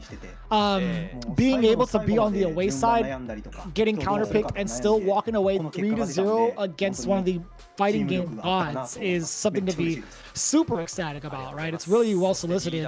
And of course, you know, we had Nauman's interview a little bit earlier, right? The first game is so important. We talked about that earlier as well. He's prepped himself 10 times over, so he's super happy to have won his matchup as well. And I'd have to imagine, if you're Urio, you got to be ecstatic, right? Yeah. He'll be super happy. And it looks like Urio is saying the away team, when they talk about the order who's going to go, they talk about who's going to go first, so he's feeling really happy. Nauman says the first game was so important, he prepped himself 10 times so much stronger, so he feels super happy to have won. And, you know, John just saying, hey, 3-0, I'm super happy. As y'all can see on the screen, they are just elated. I'm maybe repeating this over again, but it's just, you can tell the happiness of these players, that they're so elated to set the pace, the set of how things are going. Hey, I'm just joining them in the festivities. I'm gonna be real, I couldn't believe they did that. I need you to hit me with your thoughts, man. I need you to hit me with some of your thoughts. I'm gonna let you have this one. What is Itabashi saying in the translation? You need to hit me with something new. He said last year the opponent team had won the league, so he's feeling super happy to have this as the away game. You know, having this as the again, the starter for the season, shows that they're putting in the work, and I think they're gonna take that momentum with them. I think it makes a lot of sense, right? We've highlighted that point significantly before the interview even happened, before we even had any of the translations. Like, you know, going up against the champions in this fashion, having a 30-point to 10 W is pretty significant. You have to ride this momentum, and I'd imagine, like, having that affirmation that, like, whatever you guys are working on is indeed working. That's got to be a good feeling, right? With more characters and variations too, with so many different patterns to fight through, there's a lot to really consider in a team aspect, right, or a team format. There's a lot that goes on to the leading and planning that Itabashi has to go through. So again, seeing that hard work to come to fruition has got to be a good feeling, and you can tell how much fun they're having, right? Overall, you see how animated and colored these guys get when it comes to getting these W's. So I'm glad they fully get to enjoy it as they've expressed just now, and are really showing their character. Yeah, they're showing their skill too as well. Out here at SFL Japan, you got to bring the best out here when it comes to your skill set. We see it from not only John Takeuchi, but all the rest of the players, you know, really staying solid with it. Even Nauman with that pick, and we're going to go into it a little bit later, how he dealt with the sim pick was fantastic. But let's take a look at the stats once again. We see on the screen, anti-airs on the side of John Takeuchi were definitely on point. He had 3 up on the deck. You see, you know, about 2 out of 5%, 40% was a decent amount. No ATPs on the side of either character because they really don't have those. And the throw escapes were pretty well on the side of we saw from Tokido, but John Takeuchi a little bit less, but still impressed by his defense overall. How was able to avoid the V-trigger situations, avoid getting opened up by Tokido, and unfortunately there is a real reversal for Yuri, so you're on the side of that character now. Bad days. I think the same could be said for both characters, right? Like John and Tokido both have characters that only have a one true reversal, which would be Wake Up Critical Art. Yeah, that's true. Yeah, that's really all you get for both characters. You know, Cody does get to cycle a few more options on Wake Up that you have to worry about. There is the bad sand that can be meaty, so that can be a problem. But the only problem right now is, man, the confidence I'm sure that Compliment Detonation has right now with that win. And FAV Gaming has to look back at those matches and see what they need to do better. Yeah. Well, there's a lot of plays, a lot of games to be had further down the line, right? We're still getting ourselves introduced to our other 4 team members as we take a look at what happened with V6 Plus FAV Gaming and Komufa Detonation through the replays, right? We talked about the start of Nauman. In fact, it was so like back and forth that I didn't even realize that Nauman had taken both games. But we see the adaptation made from Nauman's side. Torimeshi put the hands on him in the first part of the game. It doesn't show in this particular replay as Luke's doing all the damage, but Torimeshi, again, as squirrely as ever. We saw saw the glimpse of greatness right there. The potential offensive read that Nauman had with the V-Skill 2, by the way. Yeah, the V-Skill 2 definitely was a big deterrent in the defense of what Tormesh wanted to do on Wake Up, alongside the meaties, the back medium punch that was taking meaty with it, denying a lot of that approach and trying to find a way out. The scoriness was great. Like every so often we see great moments like this with the expire balls and stuff like that and the closers, but his options with the EX slather and lather to get to the limbs. Like that was a good jump back, but again, the damage that Luke dumps out, if he gets in that mid to close range, it's game. Look at this, so much red. Now let's go over to another Luke play with Bonchan and Itazan. Talk to me about this match. Yeah, so there was a lot to be said in regards to how Itazan wanted to play. It was a pretty aggressive way of playing, as expected from the way Itazan likes to kind of bully his opponents. But that wasn't going to be happening for Bonchan, right? Early on, Bonchan had the correct reads on defense for the most part, right? There was one significant instance where Itazan had opened up Bonchan at 10 seconds left with the EX smash under. But for the most part, Bonchan had been looking for, right? This is that exact sequence we were talking about. Bonchan just happened to be unlucky in that moment. But afterwards, he kept it super tight-knit, right? He was forcing Itazan to make the wrong reads, yes sir. And then of course, trying to walk and block against Thermal Barrack, not the best way to go out. Not gonna happen. What didn't happen also is the comeback of Urian, because it's all about Cody all dang day. John Takuchi's play was fantastic. We saw him deal with a lot of the buttons, and there's that wake up option that's a little bit different. Like obviously it's not a 3-frame, but something you have to worry about. And we see Tokido maybe doing something that's a little bit expensive right there. Goes for the super to try to equalize things, but that's such a big amount of bar usage. On the side of bar usage from John Takuchi, used a lot with the EX fireballs. I'm sorry, the EX zonks and things like that. The B skill through the fireballs as well. All the great things that you would think about Cody happen in this match. And there's options like this. The trip guard, just keeping under pressure. I did not catch that. Heavy ruffian, as I'm assuming a throw bait. Yeah, so it catches delayed normals, it catches delayed tech. It was a sheer read based off of how John Takuchi was playing. Or sorry, in regards to how Tokido was playing defense, right? And we talk about these moments too, he kept it really potent with the EX Zonk knuckle usage. We've seen bits of greatness, bits of potential comebacks from the side of Tokido as well, but John Takuchi was indeed the better player today as we see it wind down, right? He's just so well versed in counter poking against Tokido right there, and the whiff punish as well, hovering in and out of that range. Very, very well versed in the matchup against Tokido. You could see how flawless and fluent he was. 3 matches straight, 3 games straight in that match, I should be specific, from John Takuchi. Fantastic play from John Takuchi. Very expected after, even last season he was very good. And now you see the fruits of his labor of carrying character over for about a year and really working with them. This is when we need the Rashid. I think even now Cody's probably stronger than Rashid. And honestly, this team is looking super strong overall as they move over FAV gaming. What a match. Yeah, pretty neat. We've seen a couple of these tracksuits as well. If you guys haven't noticed, a lot of the tracksuits with their colorways have the team logos on it. I would love to have that for Street Fighter League US. I don't even know if we have it or not because we haven't even started. But I'll tell you what, right now, again, there's just a lot that have been going through, that really goes through like the team planning of Camouflage Detonation, and it to pay off in this manner is got to be such a great confidence booster because there's so much anxiety going into the first game. We've even heard it in our pre-match interview from the V6 side. It's like, you know, even from Tokido and Bonchan, they're like, you know, a little bit of anxiety, a little bit nervous. Hopefully we can do our best. But as it stands right now, we're getting ourselves ready for the next match. Shinobiism Gaming is going to be going up next against Good 8 Squad a little bit after this. So we still have a lot more to go through. We get to get ourselves acquainted with the other 2 teams in just a little bit, right, Sankola? That's right. Good 8 Squad, the one that was so dominant last season. For good reason, they had such great players and characters up on the screen. But as we've seen recently, that may not be how it goes down this season. And Shinobiism Gaming, with that Momochi, with that Cody, I know a lot of people are definitely having their eyes locked and loaded on that match if it pops up like that. But it's going to be a whole host of great Street Fighter 5 action out here at Street Fighter League Japan. It's been fantastic. This is going to be great because we know that these players are going to get stronger and stronger every single week. They're going to be even more powerful, as you see right here. Look at this cast of players, bro. This is the top of the crop out here in Japan.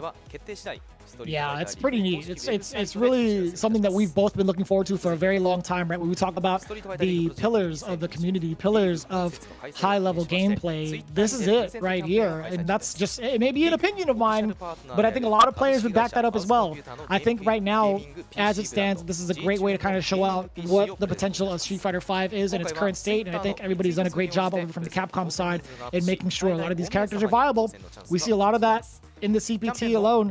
So as it stands right now, we're really curious to see how it fleshes out with these last two teams, right? Shinobiism Gaming versus Good 8 Squad, right? Good 8 Squad falling just short, even though they had the most dominant record in Street Fighter League. And now we'll see if we even have that kind of theme going. So far, the away team has taken the W, whereas in day one, both the home teams happen to take the W. Can we get a repeat from the side of Good 8 Squad in the home position, or in the away position? I can't wait to see if that's going to even happen. I mean, we have Mochi, we got Fujimura, who is new, who has been training, grinding. I just watched this dude grind for, it felt like 6 hours against various matchups from, various players. So he's definitely getting ready with the Luke and the Chun-Li, if possible. Yamaguchi as well, and Johnny with that G. So we're going to see if that team is going to stack up against Gachikun, Pugera, Kawano, and Dogra from the Good 8 Squad side of things. Man. They are on the away side. Man, you just hear that. Like, hear the quality in both of those teams. That is going to be super sick. Either which way you cut it. This is going to be the best Street Fighter V action. Honestly, on the real deal, we are getting some prime action every single week out here. And then even next week, we still have so much action in the world of Capcom and Street Fighter, right? Tokyo Game Show is going to be happening next week. You guys do not want to miss it. I know that Capcom had dove in with a couple of the characters, Kimberly and Jury, not too long ago. I think it was at 7 a.m. PST, but you get a full-on schedule of what to expect for a lot of the things going on in the Capcom Pro Tour as well, specifically for the World Warrior, right? We've had the World Warrior event happen not too long ago in August. We still have a bunch of CPTs to go, right? All over the world. So this is the pretty much schedule that you could expect for the World Warrior scene too, which happens pretty much once every single month. I'm kind of curious to see who's going to be participating even more. And Momochi, again, being part of Team Shinobi, he's already in the big dance, right? He's got nothing to worry about. I think all he has to do is pretty much stream and hang out. Just having fun watching other people suffer. And the same on the side of Good 8 Squad, Kawano is situated and settled because they had one Evo, and that was a qualifier out there, so it's going to be a battle of like the rest of the best coming through in these World Warrior events. So make sure y'all keep it locked and loaded. Make sure that you are watching all the World Warrior events, not just Japan, but everywhere in the scene, so you guys are up to date on who is going to be in those CPT spots later on in the finals. What's great is that we're in the I think it's like the third World Warrior for a lot of places, so now the points start getting nitty-gritty, right? It start getting down to the wire with a lot of things. You start seeing people maybe outside the qualification zone, so either people are going to be ruining their runs, or they're gonna get it done and get in a qualification seat. Man, I don't know if you saw this, but that debit card for Street Fighter 6, I might be getting one of those. I'll tell you what, we're going to take a quick break as we get ready for our next couple of matches. You guys do not want to miss it. I'm going to look up the info to find it. But in the meantime, hang tight. We have the second match coming underway just after this.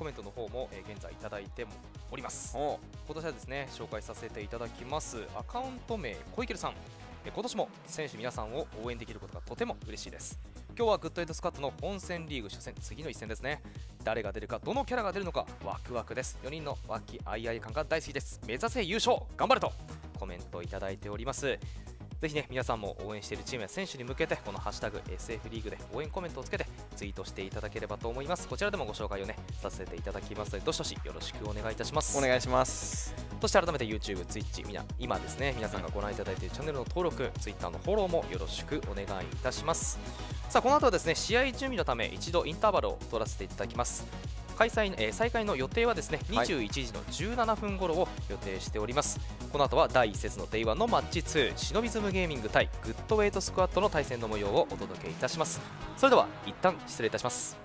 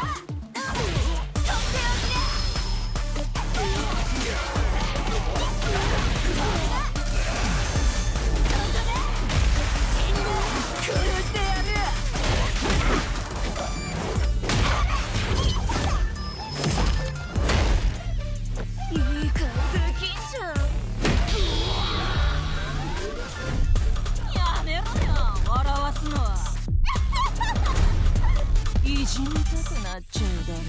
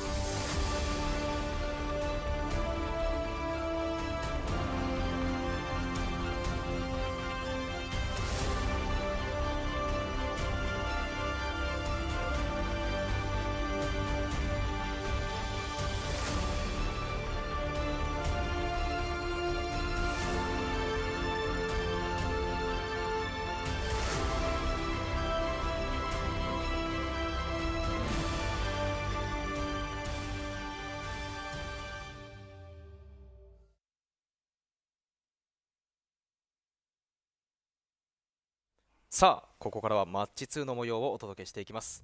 まずはマッチ2を戦う両チームをご紹介します。Welcome back to Street Fighter League Japan. It's time for the most dominant team to come back on the scene. It is the Good 8 Squad themselves. Leading the charge is the Hiroshima Predator, Gacha-kun, the GOAT, Capcom champion. Right behind the State Fighters, the Cosmic Boxer, Pugera, also with that toxicity poison pick to do it, just in case. Then up in this space is going to be the next gen, Kawano, the Evo champion. Last but not least, it is the Wind Devil himself, Dogra, no L's. People, my name is Senko. I'm joined with Vicious. We have some great action for y'all. Yeah, we finally get to meet the other two teams that have been standing in the rafters just waiting for their chance to play, and it's all smiles and laughs except for Pugera. A little slight smirk, right? You can see how much it means to them to be a part of it. But also, for this side, on the home team with Shinobiism Gaming, led by the Prime Shinobi, Momochi rocking with that Cody. Off to a great start, too, already into the big dance alongside one of his ninjas, Fujimura, the master of lethal, the Gravemaker. With that Luke play, Yamaguchi, Shinobi's trump card with vantage points all over, utilizing that Luke as well. We got double Luke so far. We got to get a mix-up with the swanky ninja Johnny coming in with the G. And we got the hand signs as well. These guys are ready to play. I've seen it from this morning. Momochi has been streaming his run, or streaming a lot of practice, I think since like yesterday. So you already know these guys are more than ready to play, and they've been, you know, waiting in the rafters. These guys are the final game for today, this week, I should say. And pretty exciting to see overall. We get to see Good 8 Squad, who had a fantastic run over in last year's Street Fighter League. Shinobiism Gaming had a little bit of a rough start, didn't really get to make it into the playoffs, but this time they have a pretty dang good team. Well, they did last year as well. So we'll see how it plays out. Dogra starting things off first with Bison. Kawano, the Evo champ, with Colleen. Rashid is going to be the character for our anchor, Gachi-kun. Pugera is taking a seat on the bench for now. When we talk about the team, the formation, I actually think this team is even a little bit better than what we had saw before. And Dogra was one of the most hotly contested combatants to be picked in the preliminaries. A lot of people were gunning for him. It was Good 8 Squad to get the raffle situation and pick up the Dogra, because he did a lot of work with that Bison, aka the Dictator. So I think with this team, definitely rounds it out even more. Kichi Pramo was great, but the way that Dogra plays and how strong Bison is this season, it's good reason that you might think that this team is just even stronger than what they were before. And I like that you mentioned that these players are practicing so much. We see them on their streams continuously. Momochi, we've seen the likes of Yanai, even previously, like a previously Street Fighter League champion. All these players are practicing with each other and grabbing people from other leagues and stuff like that to play and get ready. Looks like Yamaguchi is the first one to go up, and he was in that top spot of the CPT. People didn't really think about this cat, but that Luke play was enough to get up there in Japan, CPT.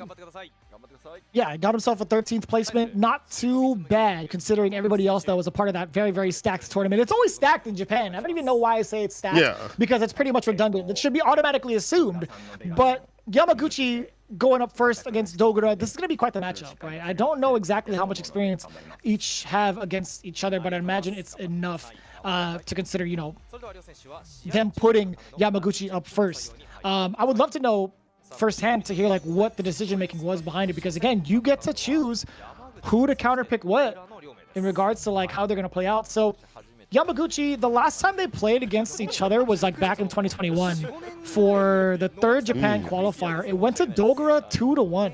So it was a very, very close set, all things considered. Now, we didn't have Luke. So maybe there might be something different in regards to how this matchup's going to be played player to player. Dogura has had a good amount of practice with this character. Still using his tried and true Bison, aka Vega, aka Dictator, whichever way you spin it, that's going to be the main for the winning devil. He's definitely strongest dictator player in Japan. He is just so solidified in his game plan. We saw the cool like V-trigger stuff that he does that's reminiscent of Problem X and stuff like that with the setups. And alongside of that, he has great neutral. He has great times to pick apart the opponents. And when he places scissor kick every so often, he not only makes it so it's, you know, not punishable, but it just harasses you with this scissor kick pressure over and over again. Kind of reminds me a little bit of 4. But however, as you pointed out, Yamaguchi going with this Luke pick may be beyond just it being a strong character. It's like you finally find the fit. You know, you finally find that gloves that fits. And it's like, dang, this is actually the character that I wanted to play the whole time in terms of I want to execute what I want to do in this game. So that may help out Yamaguchi. Maybe that's the boost that he needed, was a Shoto player that can fight with fireballs in a different sort of way, has really great conversions if you have really good execution. I mean, they did get in the top 16 spot. And when you said it's stacked, it's hella stacked out in Japan. So to do that, even with Luke, takes a lot of work. Yeah, no, you're absolutely right. Even if you're picking a character that is super strong, it has to be piloted correctly. And we've seen that example kind of torn up though with Nauman, right? Nauman being quite the veteran in the realm of Street Fighter V, right? Evo champion of Japan, being able to utilize a new character and take down in our previous matches that we just saw, right? Being able to take down Torimeshi's Dalsim, right? Where it's like new character versus like somebody who's been playing Dalsim from pretty much the get-go, right? We saw that advantage being put into play. Maybe it'll happen for Yamaguchi. Maybe we might see that happen, but I feel like with somebody like Dogura, who's just well-versed in so many different like video games and has been super consistent pretty much all his life in fighting games, I feel like it's going to be a very rough shot trying to get a clean victory from Luke. It could happen, but I'm just saying I think Dogura is going to give him a run for his money for sure. Yeah, 100%. We saw Dogura fight some what used to be maybe harder matchups when he had to fight the Komandos Colleen previously. Did a fantastic job of staying solid in that matchup. So, you know, that's a great example of, you know, would the matchup be bad or good? He's always going to be ready and steady. On the other hand of things, Yamaguchi might have something for him too. Might be practicing well-versed in how to fight Bison and Dogura himself. There's a lot of footage of Dogura, him being pretty much the best Bison in Japan. And there's quite a few good Bisons out there. Obi Hart, Roki, you could think of like a good 5 or 6 Bisons. In fact, I think most of the good Bisons actually come from that area, from Japan in general. So there's no shortage of practice that Yamaguchi can get and footage to also look up and buff himself up. And we're gonna have to see. And even in this matchup, it's a weird matchup because I feel like there's good points for Bison and there's good points for Luke. Even though Bison players don't always see it like that, you know, Luke able to get easy knockdowns, and that's what Bison doesn't want to have to deal with. And the pressure in the corner always feels terrible. But in reverse, you know, Bison has some great normals to deal with the medium punch and outranges Luke in some areas where he wants to be. Yeah, I mean, we'll see if that happens. I feel like the game plan might have to be a little bit closer. Like, you don't want to have Luke get started with like sand blasters a couple of times over. But I do like that idea, right? I think you have a very valid point. I think Bison is going to be doing great to counter poke Luke when it comes to like the mediums that he possesses, right? We talked about that a good amount of times in every matchup we've seen, whether I did it, whether you've commentated it. It's one of those things that's like one of the biggest outliers that Luke has is his extensive normals. Like crouching medium punch is pretty good as a counter poke tool. Standing medium punch is pretty good as well. Can confirm easily into a target combo if need be. Standing heavy punch is such a big threat, being cancelable as well. I think Bison has a good time trying to counterpoke those normals, to be honest with you. I think, you know, Bison does have the normals to pretty much outclass Luke. It may not lead to as much damage, and it's a little bit harder to convert into, considering Bison's a charge character. But I mean, having Psycho Inferno on deck also could be something. Also having V trigger locked and loaded could be a bigger threat. So we'll see how it plays out. I think you might have a valid point. I think Bison can outshine Luke in regards to the counter poke game and throwing out some of his mid-range normals. I think Yamaguchi's gonna have to go with more of that, like that fireball pressure as you mentioned. It's gonna be hard to like V-skill that continuously, and harassing with that to set up shop for those normals might be the play. Because the crouching unity kick nerf that did happen to Luke actually comes into practice in this matchup. That crouching unity kick, the hurt box where it's at, is perfect for a stand fierce from Bison. And in the other side of things though, for Luke, he doesn't really need V-Trigger to win this match, so he can V-shift the down forward fear. So it's going to be a back and forth exchange. I can't wait to see what we're going to see in terms of the narrative of the neutral, who's going to be ruling what. It might be a matter of who puts who in the corner, to be honest, because Bison, as we've seen, connect a lot of good corner pressure with all those plus frames, no lane. Continuous pressure over and over again. Man, I was looking at Dogura's current setup. I'm like, those I don't know if that's part of his house or like part of the office that he plays at, because he was also streaming this morning as well.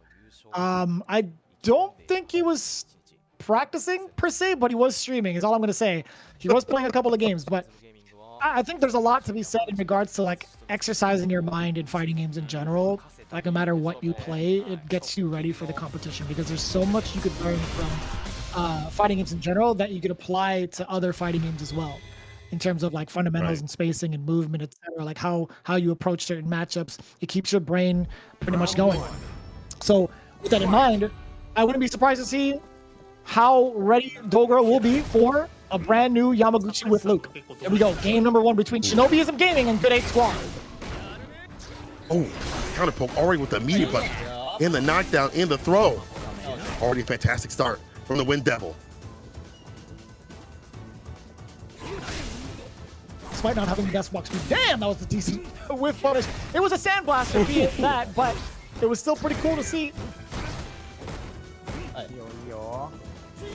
Let's see back with that medium punch, like, of course, the harassment tool. Oh. We'll take that trade actually for Yamaguchi, but positioning now is in advantage for Dogura. Get going as well. Oh yes, we talked about the standing heavy punch being utilized from Bison. That is a great answer from Yamaguchi, being able to sweep it up. That fierce is threatening. Is walking in. Can't really absorb that V-skill fireball with the quickness. Challenge on the dash in. Yamaguchi pushing him out, but still Dogura with that lead. Sweep as a whip punish. V-skill EX, no activation just yet. He's gonna pop it at. Oh, yeah, there's the command grab. What happens next? Forward throw. Is he gonna get schmixed? Is he just gonna wait for the bomb to explode? Oh, that could have been it. That could have been medium into activation, right? Yeah, I think so. One more touch, but there's V-Trigger on the line. It is such a good closer. EX to lock him down. Let's take his wind down as much as possible. Box out. He just the took it? throw. You have to take that. Oh, and he spent the bar for it, trying to utilize the chip damage to maybe even it out. Dogura, what a madman. He was just chilling. He was just big chilling. The villain that he is. I do like him taking that throw though. You know, anti-air is kind of difficult with Bison and predictive and a little bit slower, so that jump in might have beat that. Took the safer option, stayed solid. Absorbs a fireball, predictive and reactive at the same time. It's gonna enhance his next move. He throws it out, enhances the V-skill. Ooh. That was actually pretty sick. Him absorbing the fireball like that. Yeah, that's not going to be a bad time for Bison, being able to call those out. I always forget about that. I always kind of like underestimate the power of V-skill 1. Not the worst exchange either. You only take a little bit of damage if you get hit the sandblast. Obviously, you don't take too many to the face, but getting that B-skill will buff up the combos. Dogura trying to walk him down to the neutral. Oh, yes. Threading the needle with that EX scissor kick, being able to catch Yamaguchi, trying to go with a sandblast. But now, Yamaguchi pretty much swings on his wake up, and now a big activation for the Akuma Devil. Over the challenge with the crouching light kick, though. Combo gets off the bomb.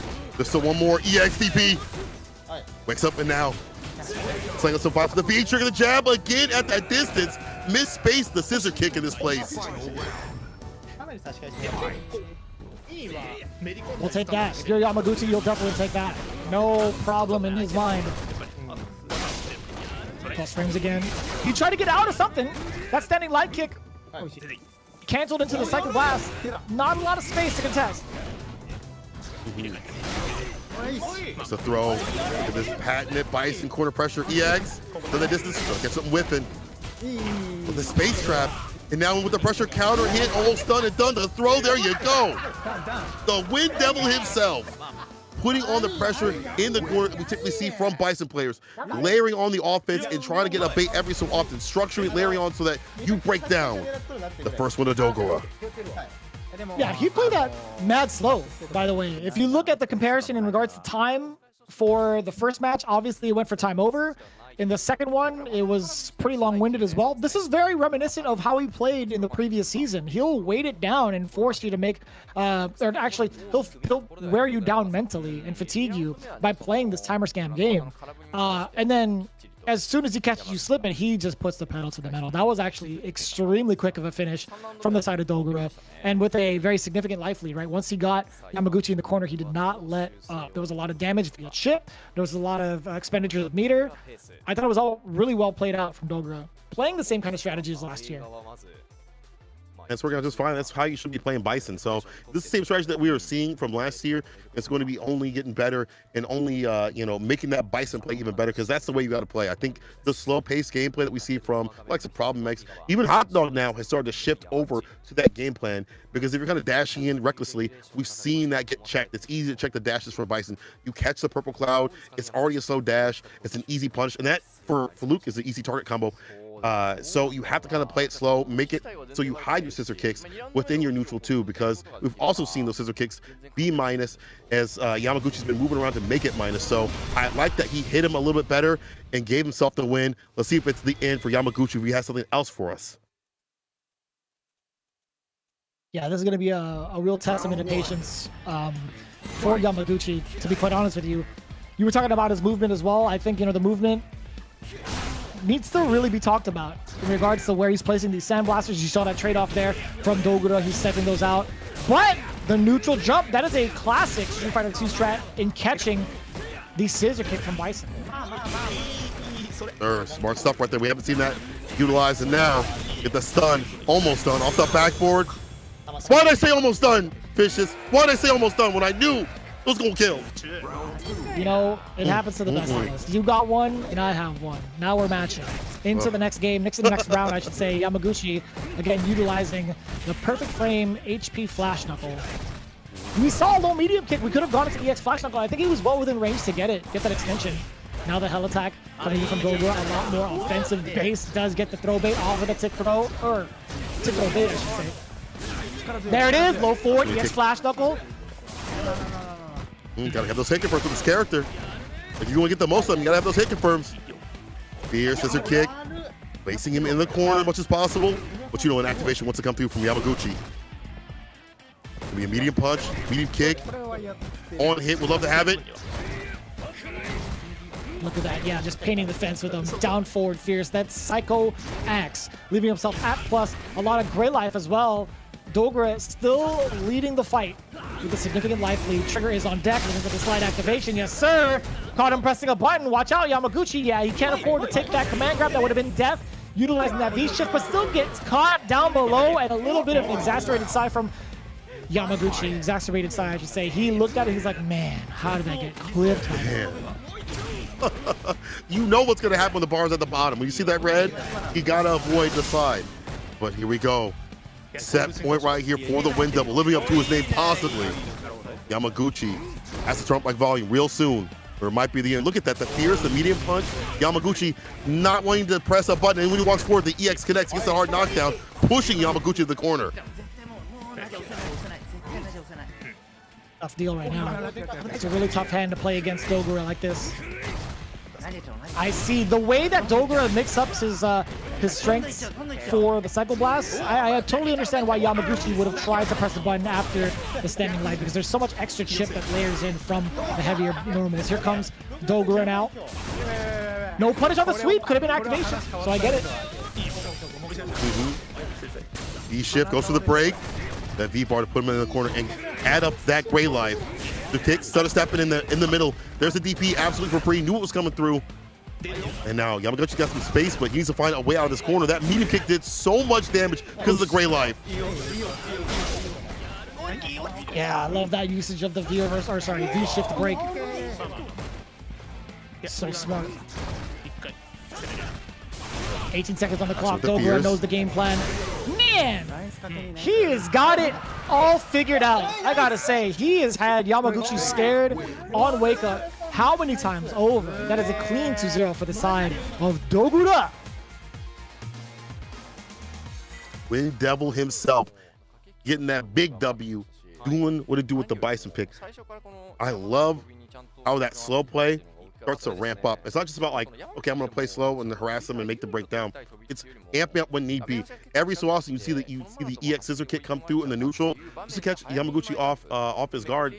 And Yamaguchi, every time he'd be like, okay, I have to get more movement in my game plan.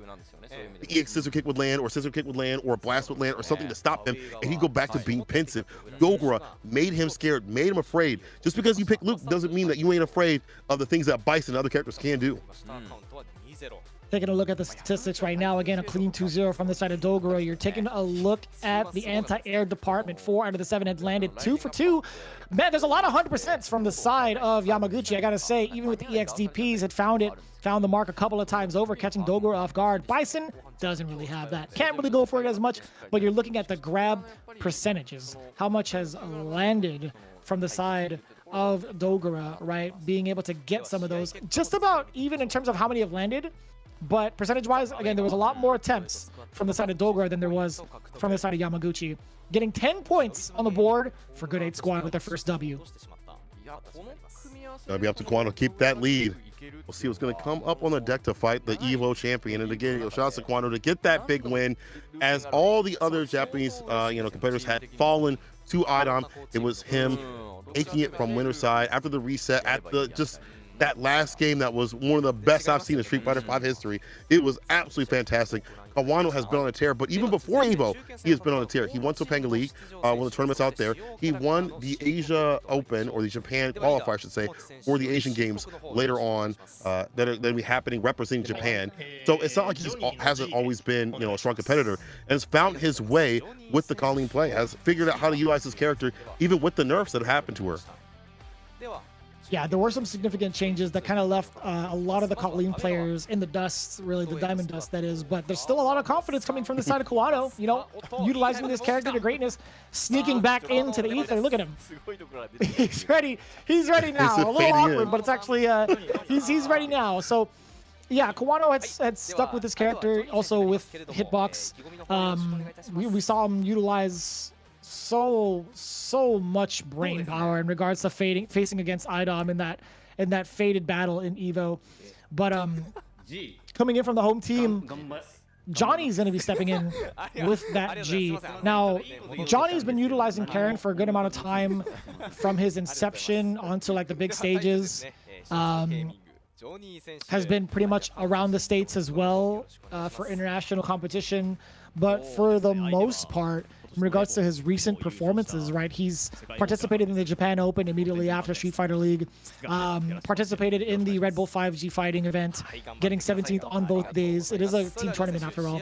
He placed 49th in CPT and 33rd in World Warrior for Japan #1. So we're starting to see the Swanky Ninja pretty much get into the zone with G. We're seeing like a positive upward trend in regards to the results, at least from like CPT over to World Warrior, right? It's still going to be stacked with as many good players.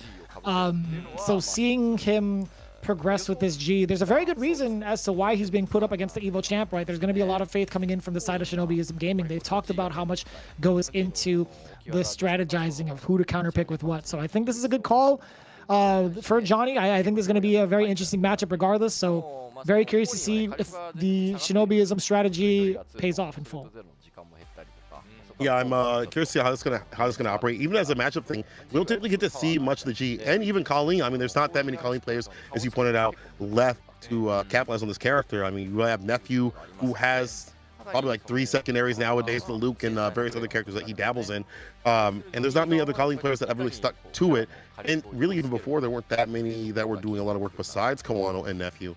However, when you stick with a character this long, you understand the nuances and you kind of ride or die with them. I think one of the things that Jammers pointed out at EVO was very pertinent to the game plan of Kawano. He's always active. He's always building a bar. He's always, pressuring the opponent so much that he has EX bar to threaten with damage. So like he is always accessing something with the character or having EX at the ready and focusing his game plan around that. And I thought that was really smart. And I think, operating around the nerfs is something that, as a pro player, if you can't find a fit elsewhere, then you have to do. We saw that Kawano wanted to dabble in Oro.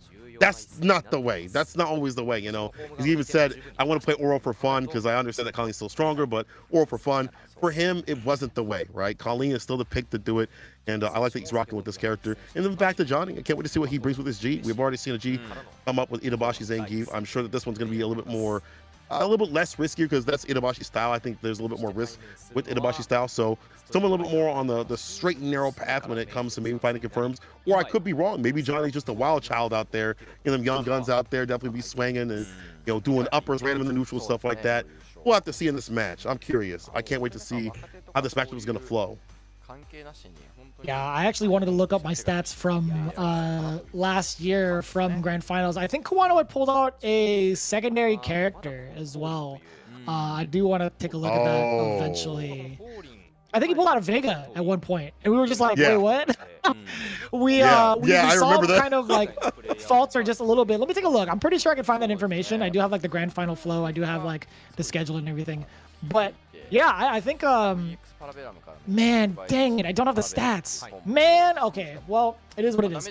I'm pretty sure Kawano had messed around like with other characters in the Grand Finals matchup, but I don't think he's going to be doing so again. I mean, like, after that heartbreaking loss, and we've heard the amount of emotion that came through in that interview. I can't believe we actually got to interview Good 8 Squad after their loss of Street Fighter League Japan last year. But they're out for revenge, man. This is still a very, very competent and very, very top-tier squad. Just looking at it, just looking at those faces, right? Gachikun, Pugera, Kawano, Dogura. That is pretty insane. Like, you have one of the other captains on your team, right? You have Dogura on your team to replace Kichipamu, right? I miss Kichipamu, by the way. But yeah, Dogura being a part of the squad just makes it like that much more potent.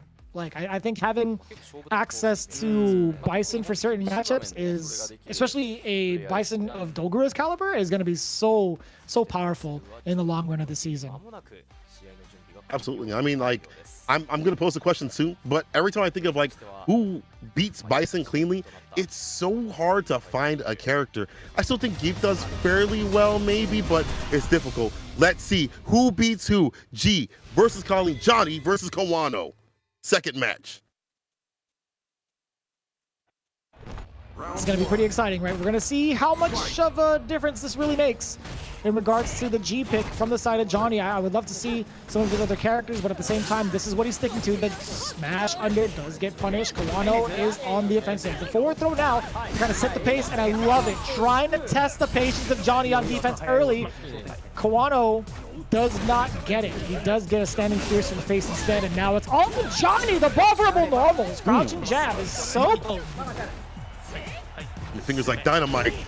But walk in with the man grab, doesn't get the grip, back heavy kick, big punch from Kawano, puts him in the corner. This is what you're looking for, to that great corner pressure. You have to watch out, back heavy kick, fierce, and the throw game. Activation, and just continue with the pressure. We'll force out a V reversal, or he's gonna hold it for an activation. You would have caught that? Yeah, I swear to God. I think he's just chilling right now, yeah. There's not too much for Kawano to even risk. He's willing to play it out, but there's a lot of time on the board, right? 40 seconds left, and Johnny commits to the throw with that much life left. I do not blame you. Boy, that activation. Talked about it. Soon see the bar at the bottom, run. But don't give up too much distance, and Kawano did a good job of not letting him leave the corner too much. All right, there's that blessed heavy kick. Great button to whip in the neutral. Utilize the neutral. Hard to whip punish. For the roundhouse, I think it's a lot more tolerable to try to get that whip punish going. But I think, like, in terms of what Kawano can do, I think maybe what EX Parabellum possibly, maybe like V skill 1 as well. But it's tough. Right. It is a little tough. You see man, he let that crouching medium kick fly. It's Gotcha, dead. 2 times Never over. whip punish. Crush meeting kick. Get locked down. And interrupting the heavy kick before he even comes through. Stuns rising. Tough decision right here for Johnny. We go for view reversal, but wait for that activation. Will even happen. Oh my god. Smash over. Executed into the trigger. What happens now? The crouch jab does find the mark. This is going to be so tough. If you get command grab, you might die. Oh, and he knew it the too. meaty though. Yeah, Kawano had a feeling. He had a feeling, but Johnny applying those meats, right? Standing medium punch is a great equalizer. That could have led into crouching heavy punch if need be, but he kept it nice and easy, right? The threat of the command grab always scares any caliber of player. Yes. It's almost as powerful as the command grab itself. It's sometimes even more powerful, as we see right there. The clean take the victory. Nice corner pressure is really good. Just has to shore up these buffers and these whip punishes when Kawano will be whiffing the back heavy kick and the crouch meeting kick.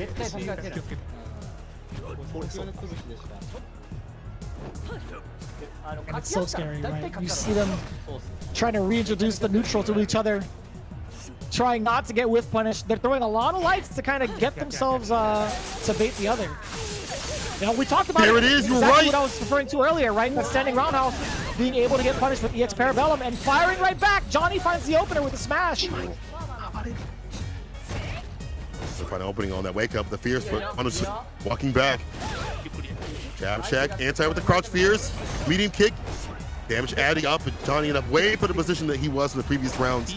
And that means as things go down, he might get in the V-trigger without having to waste too much health. Ooh, or he might just hit the super.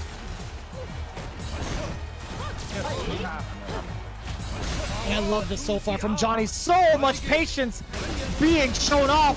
Getting a full conversion. Kawano actually doesn't even get to utilize the V-trigger. Oh, I take it back. He gets a little bit of it with a good amount of damage as well at the cost of a bar. V-reversal. Tried to press the button afterwards. Is Johnny going to have to use it again? Does so far. Success. 9 seconds on the clock. Kawano trying to use Vanity Step, but no, gets caught moving backwards. A big sigh of relief from the side of Johnny. I was looking at his player cam. He's like, whew, I can't believe that reached. He said, thank God, hit the tippy toes. The crouch meeting kick, the catch the walk back like that. There is the finish right there from Johnny, and the first win on his side. And it's the corner pressure, and then also just getting a better, solid game plan early in the round. You're not giving her V-trigger and things like that with her crush counters, so she's landing them on you. You know, you're not giving access to damage. Raw stuff, round starter. Is that what we're doing today with the G play? Kawano lacking.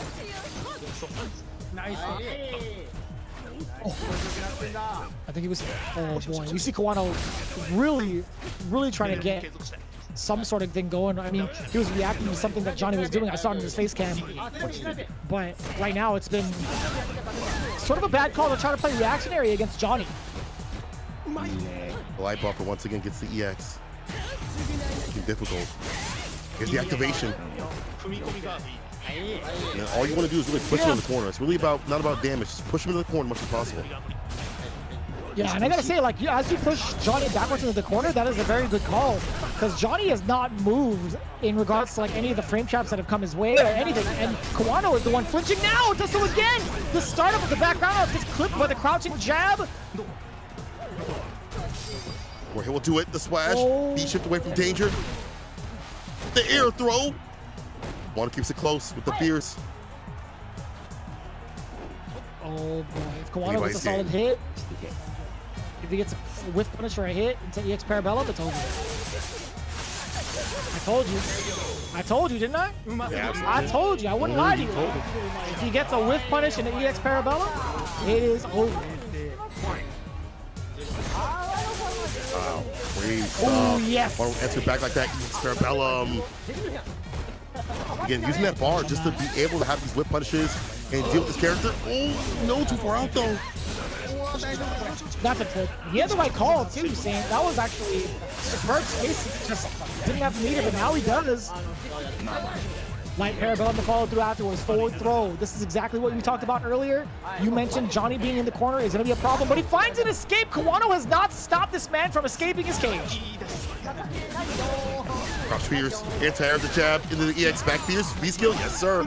Stocks up, locks up with the command grab. The grip lands. Almost a stun and done. One more touch. Johnny, and he still had bar at the bottom for a V trigger just in case. Evens, actually not even evens out in the rounds, but it's still up. Set point him. Point fully locked and loaded, by the way. That's exactly it. If he lands a significant hit into a smash under, or smash over, I should say, that's the one right there. This is all downhill for Kawano. That could have been huge. Getting out of the throw. Now Kawano gets it back, does get a side switch of his own at the cost of a bar. Here comes the storm. Splash, here's the back throw, puts him in the corner. Reverse a shimmy, just anything to bite. That crouching kick every so often has been so good for Johnny to catch him walking back, but the fierce Predator just sticks the wheel. Never mind, we swing it with the EX and the activation. We go coast to coast so we can give up the ghost. Left side of the screen.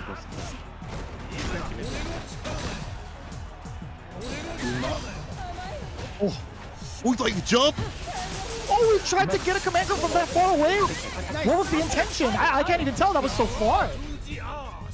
Oh, word? Word? No way. No way it hit! Oh my god. Oh, Johnny, of all things. You are a fiend. You are a fiend for the gambles, and boy, did it pay off. He put $100 on black, quadrupled up, and then did it again, dude. He did it again and again and again and again. All right, listen, my math may not lead to the right math, all right? It may not lead to the right results. But I'll tell you what, man, that's a lot to put on a gamble like that. I mean, like, I didn't see it coming. Kawano obviously didn't see it coming. I don't know what to tell you. I mean, if it works, right? Yeah, I mean, if it lands, it lands, and hey, I'm a fan when it comes to this G play. I didn't think he was gonna play like this. We saw the rush unders early, like round start. This must be something in the water for G players. But either way, all those things equalize Kawano off his game, and he was not ready to block that super. Oh my gosh, and that's something you would typically see on Wake Up from G, because he doesn't really have a reversal, right? He's not really gonna Wake Up DP. He's got to go for a super. He's got to go for that sort of situation, and Kawano was just not ready for it.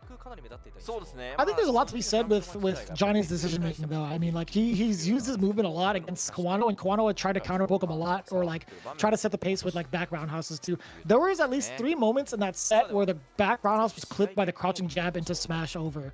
You were talking about what G decides to do in the beginning of the match. I think I think Johnny had the right idea of layering in a bufferable normal first to catch Kawano trying to play that counter poke game, because we've seen how potent he is in getting those standing medium punches in regards to like counter pokes and stuff. He doesn't use stand heavy punch as much because it is susceptible to getting whiff punished.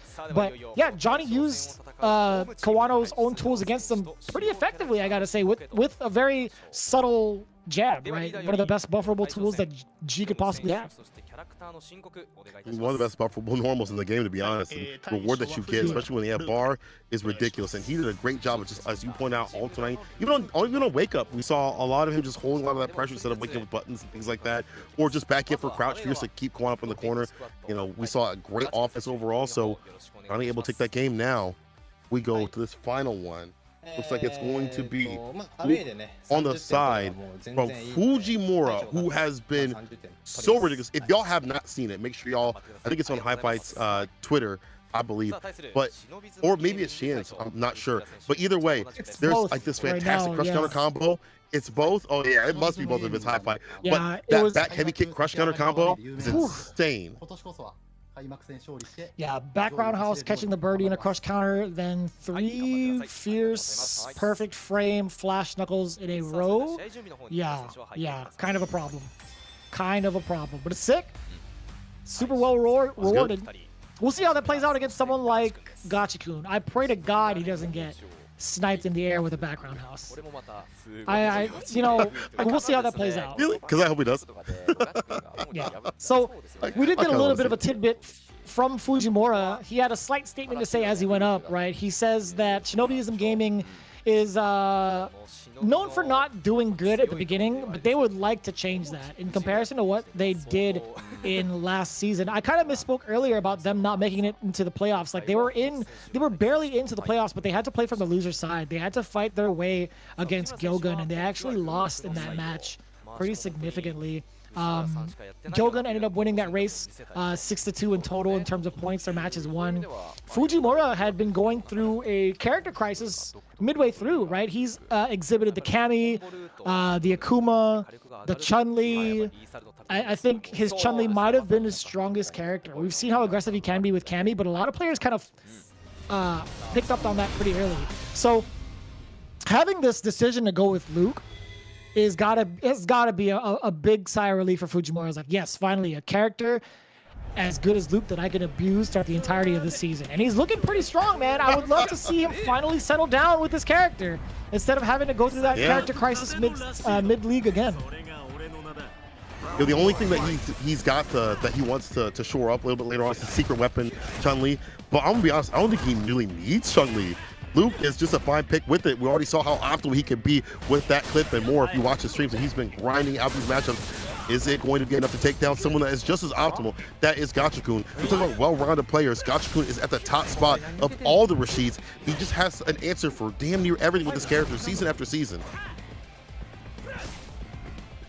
Yeah, it's definitely the right way to put it. I think there's a lot to be said about Gachikun in regards to what he has as Rashid.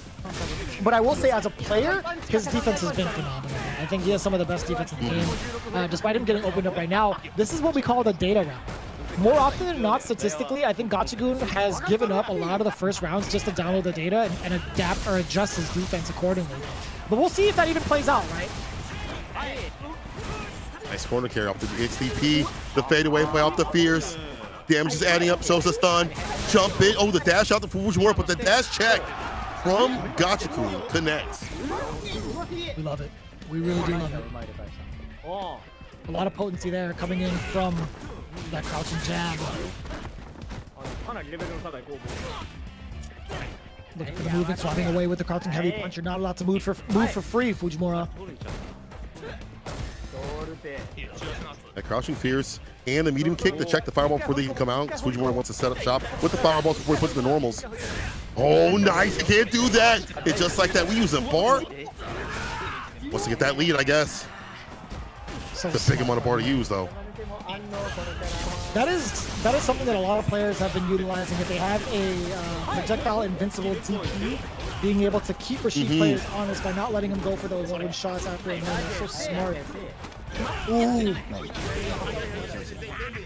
The master of putting Gachikun pretty much at the rope at the start of that round, or at the edge of the ropes, with the DP into the critical line. Uh-oh. Big drop. Saoki off the eagle spike. Yax. Yeah, keeping that turn as much as possible. But push the way out of the corner. Because that is where Rashid really accesses his damage. I mean, in the corner is where Rashid loves to party. The damage going and flowing. Crouch Fierce, EX. Oh, we there. EX again. And the heavy mixer off the backboard. No, just a throw. Sun's rising though for Fujimura.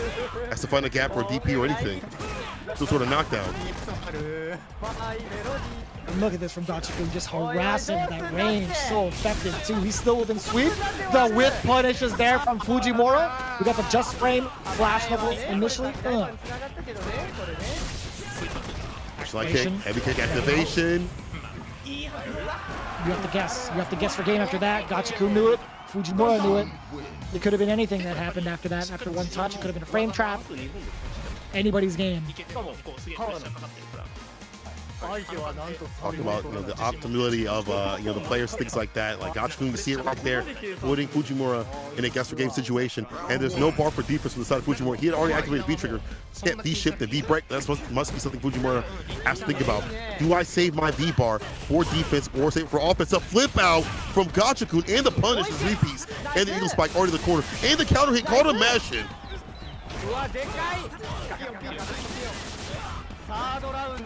So significant here too. We talked about how much, pretty much every single season, Rashid has such great corner pressure, right? But in the hands of Gachikun, it's a whole different story. Look at that. It's even making Fujimura reluctant to even do anything but walk out. Even Sandblaster has come out very seldomly. That standing medium kick does get whiff punish on both ends, actually. Fujimura trying to fight out of the corner. I bet he was looking for the space to get into a V-trigger activation, but it was still going to be such a tough hill to climb considering how much life Gachikun had. Looking at trying to get game 2 under wraps. Ooh. 7 frame, sweep off the feet. Does a whip punch against the crouch meter kick, but this one lands. DP ender. Yeah, now trying to back up to let him get off the backboard, but then again, Gachiku stays solid, doesn't eat any damage in that situation. Has a full stick of butter to utilize. What?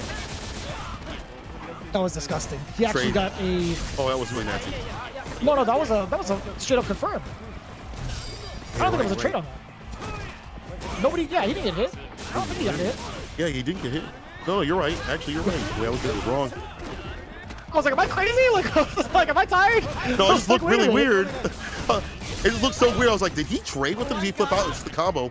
Look different with it. I call him Mr. Optimal. Oh, Master of Lethal! You already know it. Fujimura opening up Gachikun. The slight movement getting checked from Fujimura into the full confirm. He's had 2 very significant confirms that round. Gachikun kicks are starting to land. Before, they've been whip punish or like on block. He's kind of committed with it. This time they're landing and he's making sure to send them to spin them. EX blocks it out. The throw, he caught in the corner. Fujimura's corner pressure. Oh, I like that challenge. Actually walked up a little bit, got the medium punch and the target combo, but still keep getting pushed back in the corner over and over again by Gachikun. At least he kept Gachikun honest in that second instance where like he got the. Oh, wait a minute. He didn't get his chance to get the just frame flash knuckle. I was gonna say, yeah, again, Gachikun now finding his way and pushing Fujimura in the corner, a safe spot to get the trigger activation. Defense, blocks overhead. Yeah, you rather just take the throw. The situation wakes up with violence. Did not get the super. Was able to get that last hit to connect. That is an awful feeling. That is an awful feeling if you're Fujimura. The crouching light kick. How often do we even get to see that? Not dead yet. Oh boy. It's the Gachikun classic. Wake up, EX spinning mixer. Fujimura steals the round again. To be fair though, he had the round initially, had significantly dropped the confirm into the critical art. Gachikun thought he could have had it with EX spinning mixer. He thought that was the time to let it rip, but Fujimura keeping it steady.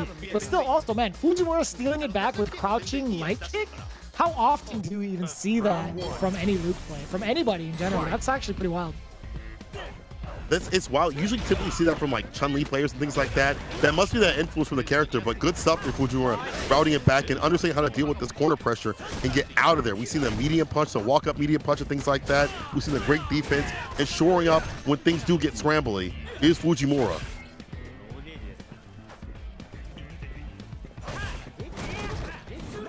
I love it, yeah, playing within the medium range, the big whiff punish from the side of Gachikun and the bigger bet coming in from Fujimura from earlier, just throwing out some of these normals. Just outside of the ranges that he wants to play at. The V-shift break now from Gachikun finds himself in a very familiar position against Fujimura, but now the forced thermal barrier, V-trigger expenditures there from Fujimura trying to push himself out of the corner is just not going to be enough. I feel like it's such a heavy price to pay trying to fight out of the corner, and it's not even as successful as yeah, it's so hard. There's so many buttons that we see Gachikun layering on, and a lot more expensive with the combination of buttons. We see medium kick a lot more, crouch fierce a lot more, crouch medium kick a lot more. If you whip anything, it's going to be a sweep off the feet at 7 frames so quick. Look at that medium kick. Now the activation. I can deal with this mix. The DP right through. That's so smart. Using the super to get right to the B trigger. Was so ready and steady to get that punish. Oh, you better win. You better finish it. The dash up throw does the duty. Fujimura is a beast. You have got to be kidding me, man. Like, he knew it too. He was like, damn, I'm sick. I'm actually so sick. Kind of nice in this game. I'm kind of He's nice a in little this nice. game. Yeah, he's kind of got it out. Nice. Kind of got it at a different level. I'll tell you what. Jeez, that was so cool. Can't get over that. Okay. Gachikun has him in the corner. Yeah, there's something cool now, Gachikun. Route it back like that. Nice cross cut, DP. The B shift chase down. Put him right back where he's supposed to be found. That's in the corner. Counter hit, wasn't able to commit with the last hit. Be too far up that Pierce. Oh, significant! Oh, what is that? A significant error from the side of Fujimura. I think he was walked up. He was trying to walk up, maybe get a sandblaster. A couple of questions being asked on the board. He's like, there might have been an error. I'm so sorry. Again, that whip punish off the crouch media kick. Every time that's been whipped, we've seen, well, at least damn near every single time, a sweep from Gachikun. Now the throw. Stuns rising. Much as possible. EX activation. Yeah, doesn't unblock this time.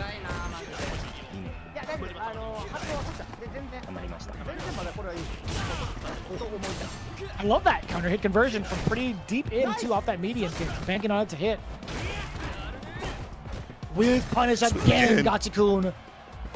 So much success with that sweep. Jab check, connects, yes sir. Bar at the bottom, he's trying to get up to that super, and he was going to kill either way because he had that chip play. Gachikun on game point, but not for nothing. This is a hard-fought battle. Yeah, that forward movement being caught by Gachikun with that sweep, it would have been kind of dangerous. I feel like if Fujimura had blocked that, I think it would have been pretty close to death from the side of Gachikun. So that was an interesting moment. Like I don't know if it was like I'd have to slow that down when I watched the VOD. I think that was like a reaction from the side of Gachikun checking Fujimura's dashes, or I can't even tell if he just did it on purpose. Like there was nothing to back it up, right? He didn't have trigger to back up his sweep. So I'd imagine in like that split second he went for the punish because that was really fast. Like like in terms of reactions, like that is kind of like high-end human. That is very, very hard to do. Yeah, very quick with it and quick-witted is Gachikun to be able to use that sweep. I mean, he's been utilizing that sweep very well and like as a whip punch with the hard knockdowns and things like that, which I really enjoy. I love that he's utilizing that as soon as he sees something, instead of just like maybe a medium punch or a light that might not connect, he knows it'll reach. He's been studying Sudis and how to deal with this matchup, and now he is the one on game point. Fujimura thinking about it. I honestly am glad that he's not going to the Chun-Li pick. I think the Luke is the way to do it. It's just the player problems that we are seeing. Some of the errors that are equalizing Rashid pushing to the corner and even more damage that need be. Pretty curious as to what these errors are even about anyway from the side of Fujimura. It's an execution thing. It has to be. All things considered, right? I don't think he would just blatantly throw out an uppercut like that. So, yeah. Back to this familiar range, right? We see Fujimura kind of exercising, oh boy, exercising his muscles in regards to hit confirming off the low medium kick. But all jokes aside, again, that standing light kick has been a lot of has gotten a lot of mileage in terms of like studying the early, testing the range against Gachikun for the most part, with Fujimura now not having to use it as much. Trying to harass with the fireball, so it's not happening. Nice punch right there on the jab. Puts him in the corner. Easier to punish, deal with that standing light punch this season. The throw, stuns rising. The defense, Fujimura's willing to block it out. Not gonna bust out. B shift, doesn't even go for the break. Yeah, you would have got caught up in the blender. Oh, look at that match point now. This is pretty significant. I think if Gachikun goes away with it, we might see another hot streak for the away side bet or away side seat. Looking like it. The challenge zone, wake up. Target combo. It's some Oki, but able to block it, take it back his turn. It's Gachikun. Just so good about harassing and pushing Fujimura to the corner. Every so often, media kick, these lows and the mixers, and being really ambiguous when he throws at the fireball. He already got with it once. Said, no, sir, not me, not again. Activation could come through, though, from Fujimura. Ooh, what a good version right there off the light kick. Damn, imagine getting that much off of a light kick. Pretty significant. Pretty significant. This is pretty nasty. Speaking of nasty, we do get the activation there from the side of Gachikun off of a hit confirm. What side? No, same side. In fact, he just stopped him dead in his tracks with a crouching jab. Good awareness from Fujimura, knowing full well that the target, or excuse me, the V-trigger wasn't going to be within range. And this season, you can go into your pressure situation. A super on the whip. He backed up, let it whip. So I'm going to let this hit and stay in the game, standing on set point for a little bit longer. That was nasty. Yeah, but was it worth it? That's going to be the question on everybody's mind as we get into the final game, potentially for Gachikun, right? We have a full critical art on deck for the side of Ishii. Fujimura just spent all of his. Oh my goodness, what is happening? That is the second time we've seen that thus far in the match. Fujimura not off to a clean start, but not quite in danger yet. The challenge on the dash and gets the target combo. You have to worry about the EXDP this season because of the fact that it's a lot slower. but walks in the fierce and the V skill. Eagle Spike gets some distance with it.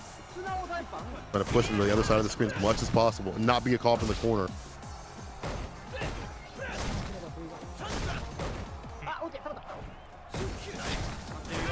So see Gachikun kind of testing the ranges out, using that standing roundhouse, has to make himself safe, and he's still caught. Fujimura moving that forward medium punch, actually going to the Eagle Spike. Oh boy, this could actually benefit Fujimura a lot. If he gets a single hit, it could lead to a gang of damage. It could be a 2-touch scenario for Luke. It could be a 1-touch for Gachikun, and that might be it. It's more than enough. The final hit off the Eagle Spike, and you can see the Yosh coming in from the side of Gachikun, 3-1. Surviving the Luke play today is Gachikun fantastic, and how he was able to just shore up his offense, his defense. If things were lacking and slacking, he would just pull back with the fireballs, and just like that, you see Gachikun moving on over Fujimura, taking down Fujimura, I should say. Great play. You know what?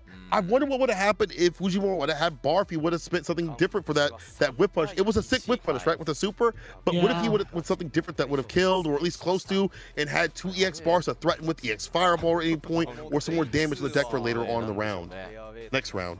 You're not wrong. I think there's a lot to be said about that whiff punish decision. Like, as cool as that is, as flashy as that is, I think there would have been way more effective ways to do it, right? Standing heavy punch would have been more than enough to catch that whiff punish because of how far forward it moves Luke. Like, standing heavy punch, EX flash knuckle, dash up, maybe like rocket uppercut if need be. I think it would have been more than enough to take the damage out. So I think that's a very solid question to put to the table. Is like, why was it that Fujimura had gone for like the flashier option for whiff punishing? Is it actually true that you can't utilize the stand heavy punch in that specific scenario? I'd have to watch the VOD. I want to know if that truly was the only option he had. I'd like to know too. We'll have to go back to that, but right now we are on the interview as they are talking to the winning team, solidifying what may be a streak once again. We saw how dominant they were. I will say that this didn't feel as dominant as it was last year, though. Like last year, I felt like they were running over many of the teams that they were fighting. Considered pedigree, you would expect a lot of people to be free up in these matches, but now it feels like they really have to work for what they're trying to gain up here in Street Fighter League Japan. And right now, it looks like Gachikun is saying that, you're asking me first. He has been practicing a lot against Luke, and that makes sense. I feel like a lot of players have been practicing against Luke, even if you're playing at CFN or whatever, or even in matchups, because in Japan there's a lot of Luke players. Gachikun said, I had to be ready and have good opening gameplay. Yeah, and I think that pretty much speaks true to how he performed in the opener of the set. Pretty much every single round, he wanted to instill the fear against Fujimura. He wasn't afraid to play within that mid-range game, and I think Gachikun had a better job, or done a better job in regards to like the counterpoke game, more often than not. I think that's a lot to be said in regards to what he was practicing with. Moving on into Dogura, I imagine Dogura had a fantastic game as well. I mean, like, on top of just the strategizing from Team Good 8 Squad, having Gachikun play last to pay dividends, but I think also having somebody like Dogura to set the pace means a lot for the team, right? That was a clean 2-0 over Yamaguchi's Luke with that Bison play.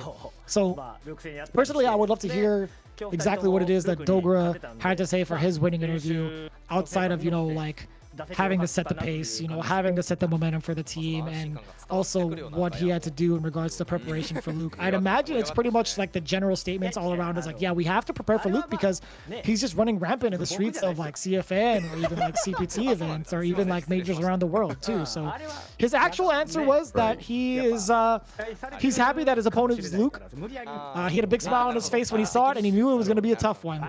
He's been practicing a lot, and he's very, very happy to see the fruits of his labor against a character like Luke. I mean, that's pretty much going to be the theme, right?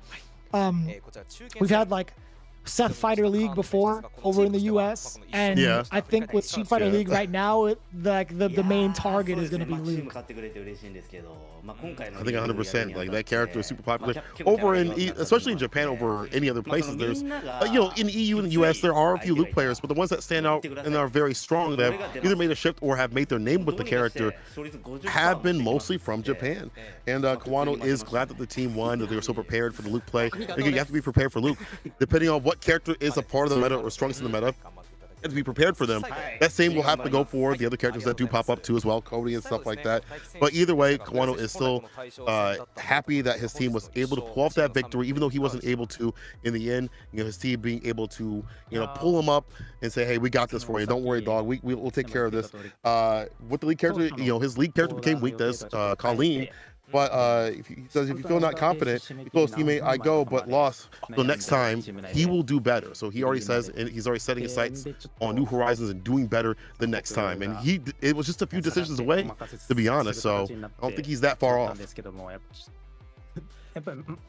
Yeah, I think he put himself in that position for the away team. Like, he wanted to be like the middleman and go up for his team to kind of test his wits as well. I mean, like, he was coming off from a very strong performance regardless. When we talk about the recent performances overall from Kawano, it's a pretty good track record. Obviously, like, we've seen his performance over at Evo getting first, right? Even in the World Warrior event, he may have placed 49th, but he's still coming off from like a pretty high win. But even then, like, he participated in the Red Bull event as well, got first place over on the final day of the team battles. So he's had some pretty significant placements overall. I think, you know, even if this guy Gachi-kun never pays attention, I feel like he's like, well, you're asking me again. But yeah, I think overall, I think, you know, Kawano is more than prepared no matter what. Which is funny that they mentioned that earlier in the interview, because Pugera had actually mentioned that their initial order was changed last minute, right? They've been working on a lot of tactics in regards to like what the team is going to present, but with the roster, he felt like more than confident. We kind of talked about that earlier too, right? We talked about the current roster of the Good 8 squad. It's like it's hard not to feel confident with how many accolades each and every one of these players have under their belt outside of the league. So again, with that in mind, what did Gachi-kun have to say to close out the interview? Like Gachi-kun said, the next game, our team is we consider to be a strong team. He doesn't want to disappoint and remain a strong team. If how he played today is how he is going to play the next day, I don't think he'll be disappointing a single person, because he had such great play today in fighting Luke and you know, the tech god right there, as Rashid God, I should say, not even just the tech god, but the Rashid God, you know, doing the work. So we're going to look at the stats real quick. The anti-airs were looking real good on the side of Gachi-kun.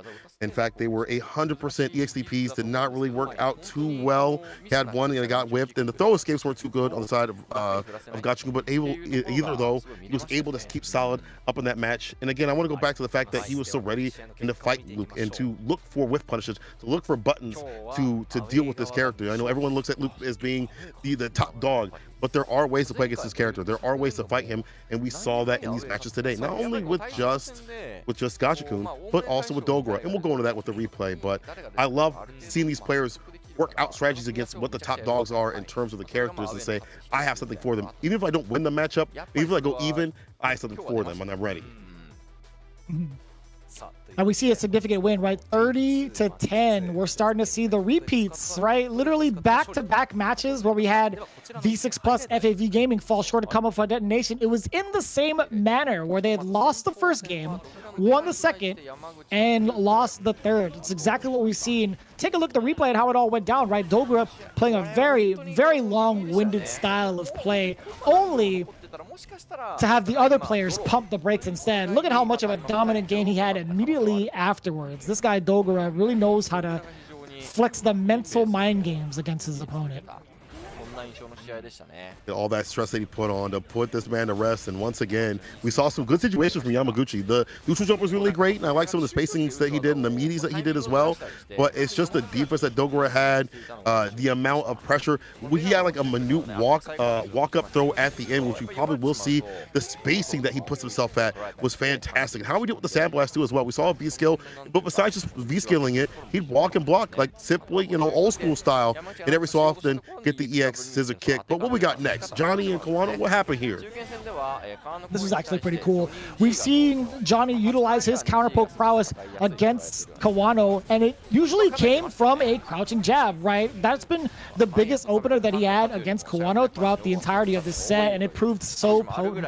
But I will say, as sturdy as he was, it came down to a very big guess from the side of Johnny. You can see Kawano trying to fight his way back to even it up, but there's just so much from the side of Johnny. So much much from the side of G that he gets off of these light conversions that force Kawano in these death situations. And look at this again, the big whiff punish from the side of Kawano. It just wasn't enough towards the end, as we see the the last couple of fading moments from this final set. This is exactly where it kind of fell to pieces for Kawano, right? It still could have been his game, but this is that moment, right? Gets a knockdown, just not enough meter to seal it. A back throw would have done it, and I think he thought the same thing, hence why Johnny went for the critical art explosion. That was actually kind of messed up, man, not gonna lie. Also, what's messed up is the way that this machine got into this loop. This is Gachikun, and went up against Fujimura. And just the misses and the whiffs from Fujimura were one thing, but look at the pressure overall from Gachikun. Whiff punishing, challenging most of the dashes, if not damn near all of them. And then we saw, you know, some great moments from Fujimura every so often. He's sick like supers and things like that. But one in particular I felt like was at the very end where he had used that super, used up all that bar, and they had nothing in the next round. Not to say that Luke is bad without bar, but without those 2 bars, you can't threaten EX Sandblast. You can't dump out the amazing combos that he has. Like, that is not there. And man, just you can definitely see the matchup knowledge that we have from Gachikun in dealing with this character. And not only that, just dealing with Fujimura as a player. Yeah, it's so hard to even contest against someone like Gachikun as well, especially when he's been playing this character for so long. Despite Fujimura showing off the patience in that, actually he didn't even need to with the option of EX spinning mixer, right? There were the bits of potential being shown off, right? The little those little glimpses of excellence from the side of Fujimura in terms of like the anticipation of what his opponent's going to do. His reaction game is on point, and his damage output is definitely grants him the title of Master of Lethal. But I will say, the big deterrent here that he had in his matchup in the final instances was spending this meter right here. Going for a whiff punish in this manner. Let me take a look at it again. Oh, I see. So, but still, what's wild about that is he had committed to the backdash, so he did backdash option select critical art just in case. I think he wouldn't be fast enough to get a standing heavy punch because of the fact that he committed to the backdash initially. So he just won the option overall. So, I mean, it's one of those like, cool, you got that, but the end result, I mean, you use that to stay in the game, but unfortunately the end result is you wasting that bar, not being able to utilize it. And meter match is such an important thing in fighting games. You have to have that meter to really dump out the damage, and unfortunately all the damage came from the Rashid player. That is Gachikun. And again, if he is playing like that, we might see some more domination, but I don't see. But I think the games will still be tighter though. If it does happen with that domination of Good 8 squad, the games will be tighter. But even then, me saying that out loud sounds kind of sus. I'm gonna be real because all these teams are super strong. 10-30 on both sides as the away team stays solid. FAV Gaming losing to Detonation, and then Shinobiism Gaming losing to Good 8 squad. Yeah, we start to see the trend as to who's actually at the top of the charts. Good 8 squad, despite scoring 30 points, they had 20 going into it because of the pregame showdown that they had. Nagoya Oja Body Star pretty much in the same boat, hence why they have 50. Detonation coming off really strong with that 30. Team Ikuza falling a little bit behind with 25. 20 as well for the following team afterwards. But even so, we got 10 points apiece. Again, there's just so much. Team Gyogun, let me put some respect on their name. I always have to think about that symbol. It is Team Gyogun with 20 points. Yeah. But as it stands right now, the current champs are pretty much trailing behind in 6th place, tied with Shinobiism Gaming. And then Sai Shunkan, Seoul, Kumamoto, they're still trying to get themselves acclimated to the system. It'll take a while, right? We have a lot of weeks to go, a lot of games to play, and the great thing is we get to watch these players play. We have to watch them train over and over again every single week. You watch their Twitches and things like that. You see them training. We see them, play each other over and over. And now we see right now what's coming up on the 13th. Detonation going up against Team Oja Body Star, and then Gyogun versus FAV Gaming on the deck again. That's going to be some hot action coming your way in just a few days. You don't even have to wait that long for some more Street Fighter League Japan. Yeah, you get to see the entire schedule here. Take a screen cap of it. These are the teams you can expect for the rest of Street Fighter League. I gotta say, man, St. Cola is gonna be driving the boat for next week as well. I'm gonna be MIA, but you're gonna get somebody. It's gonna be a sneak peek as to who it is. Actually, I won't even give you that hint. You guys are gonna have to earn it until next week. But in the meantime, we hope you guys have enjoyed yourselves with the official English broadcast. St. Cola and myself would love to chat about it as well at any day day of the week, really. Be sure to hit us up at _St. Cola as well as at Vicious FTC, as well as hitting at Capcom _esports for all the news in regards to Capcom Japan for Street Fighter League Japan. That's going to be pretty much doing it for us, St. Cola. Until next time, to all of you guys as well, take it easy. We'll see you next time. 田中さんありがとうございました。はい、ありがとうございました。それでは次回のストリートファイターリーグでお会いいたしましょう。さよなら。さよなら。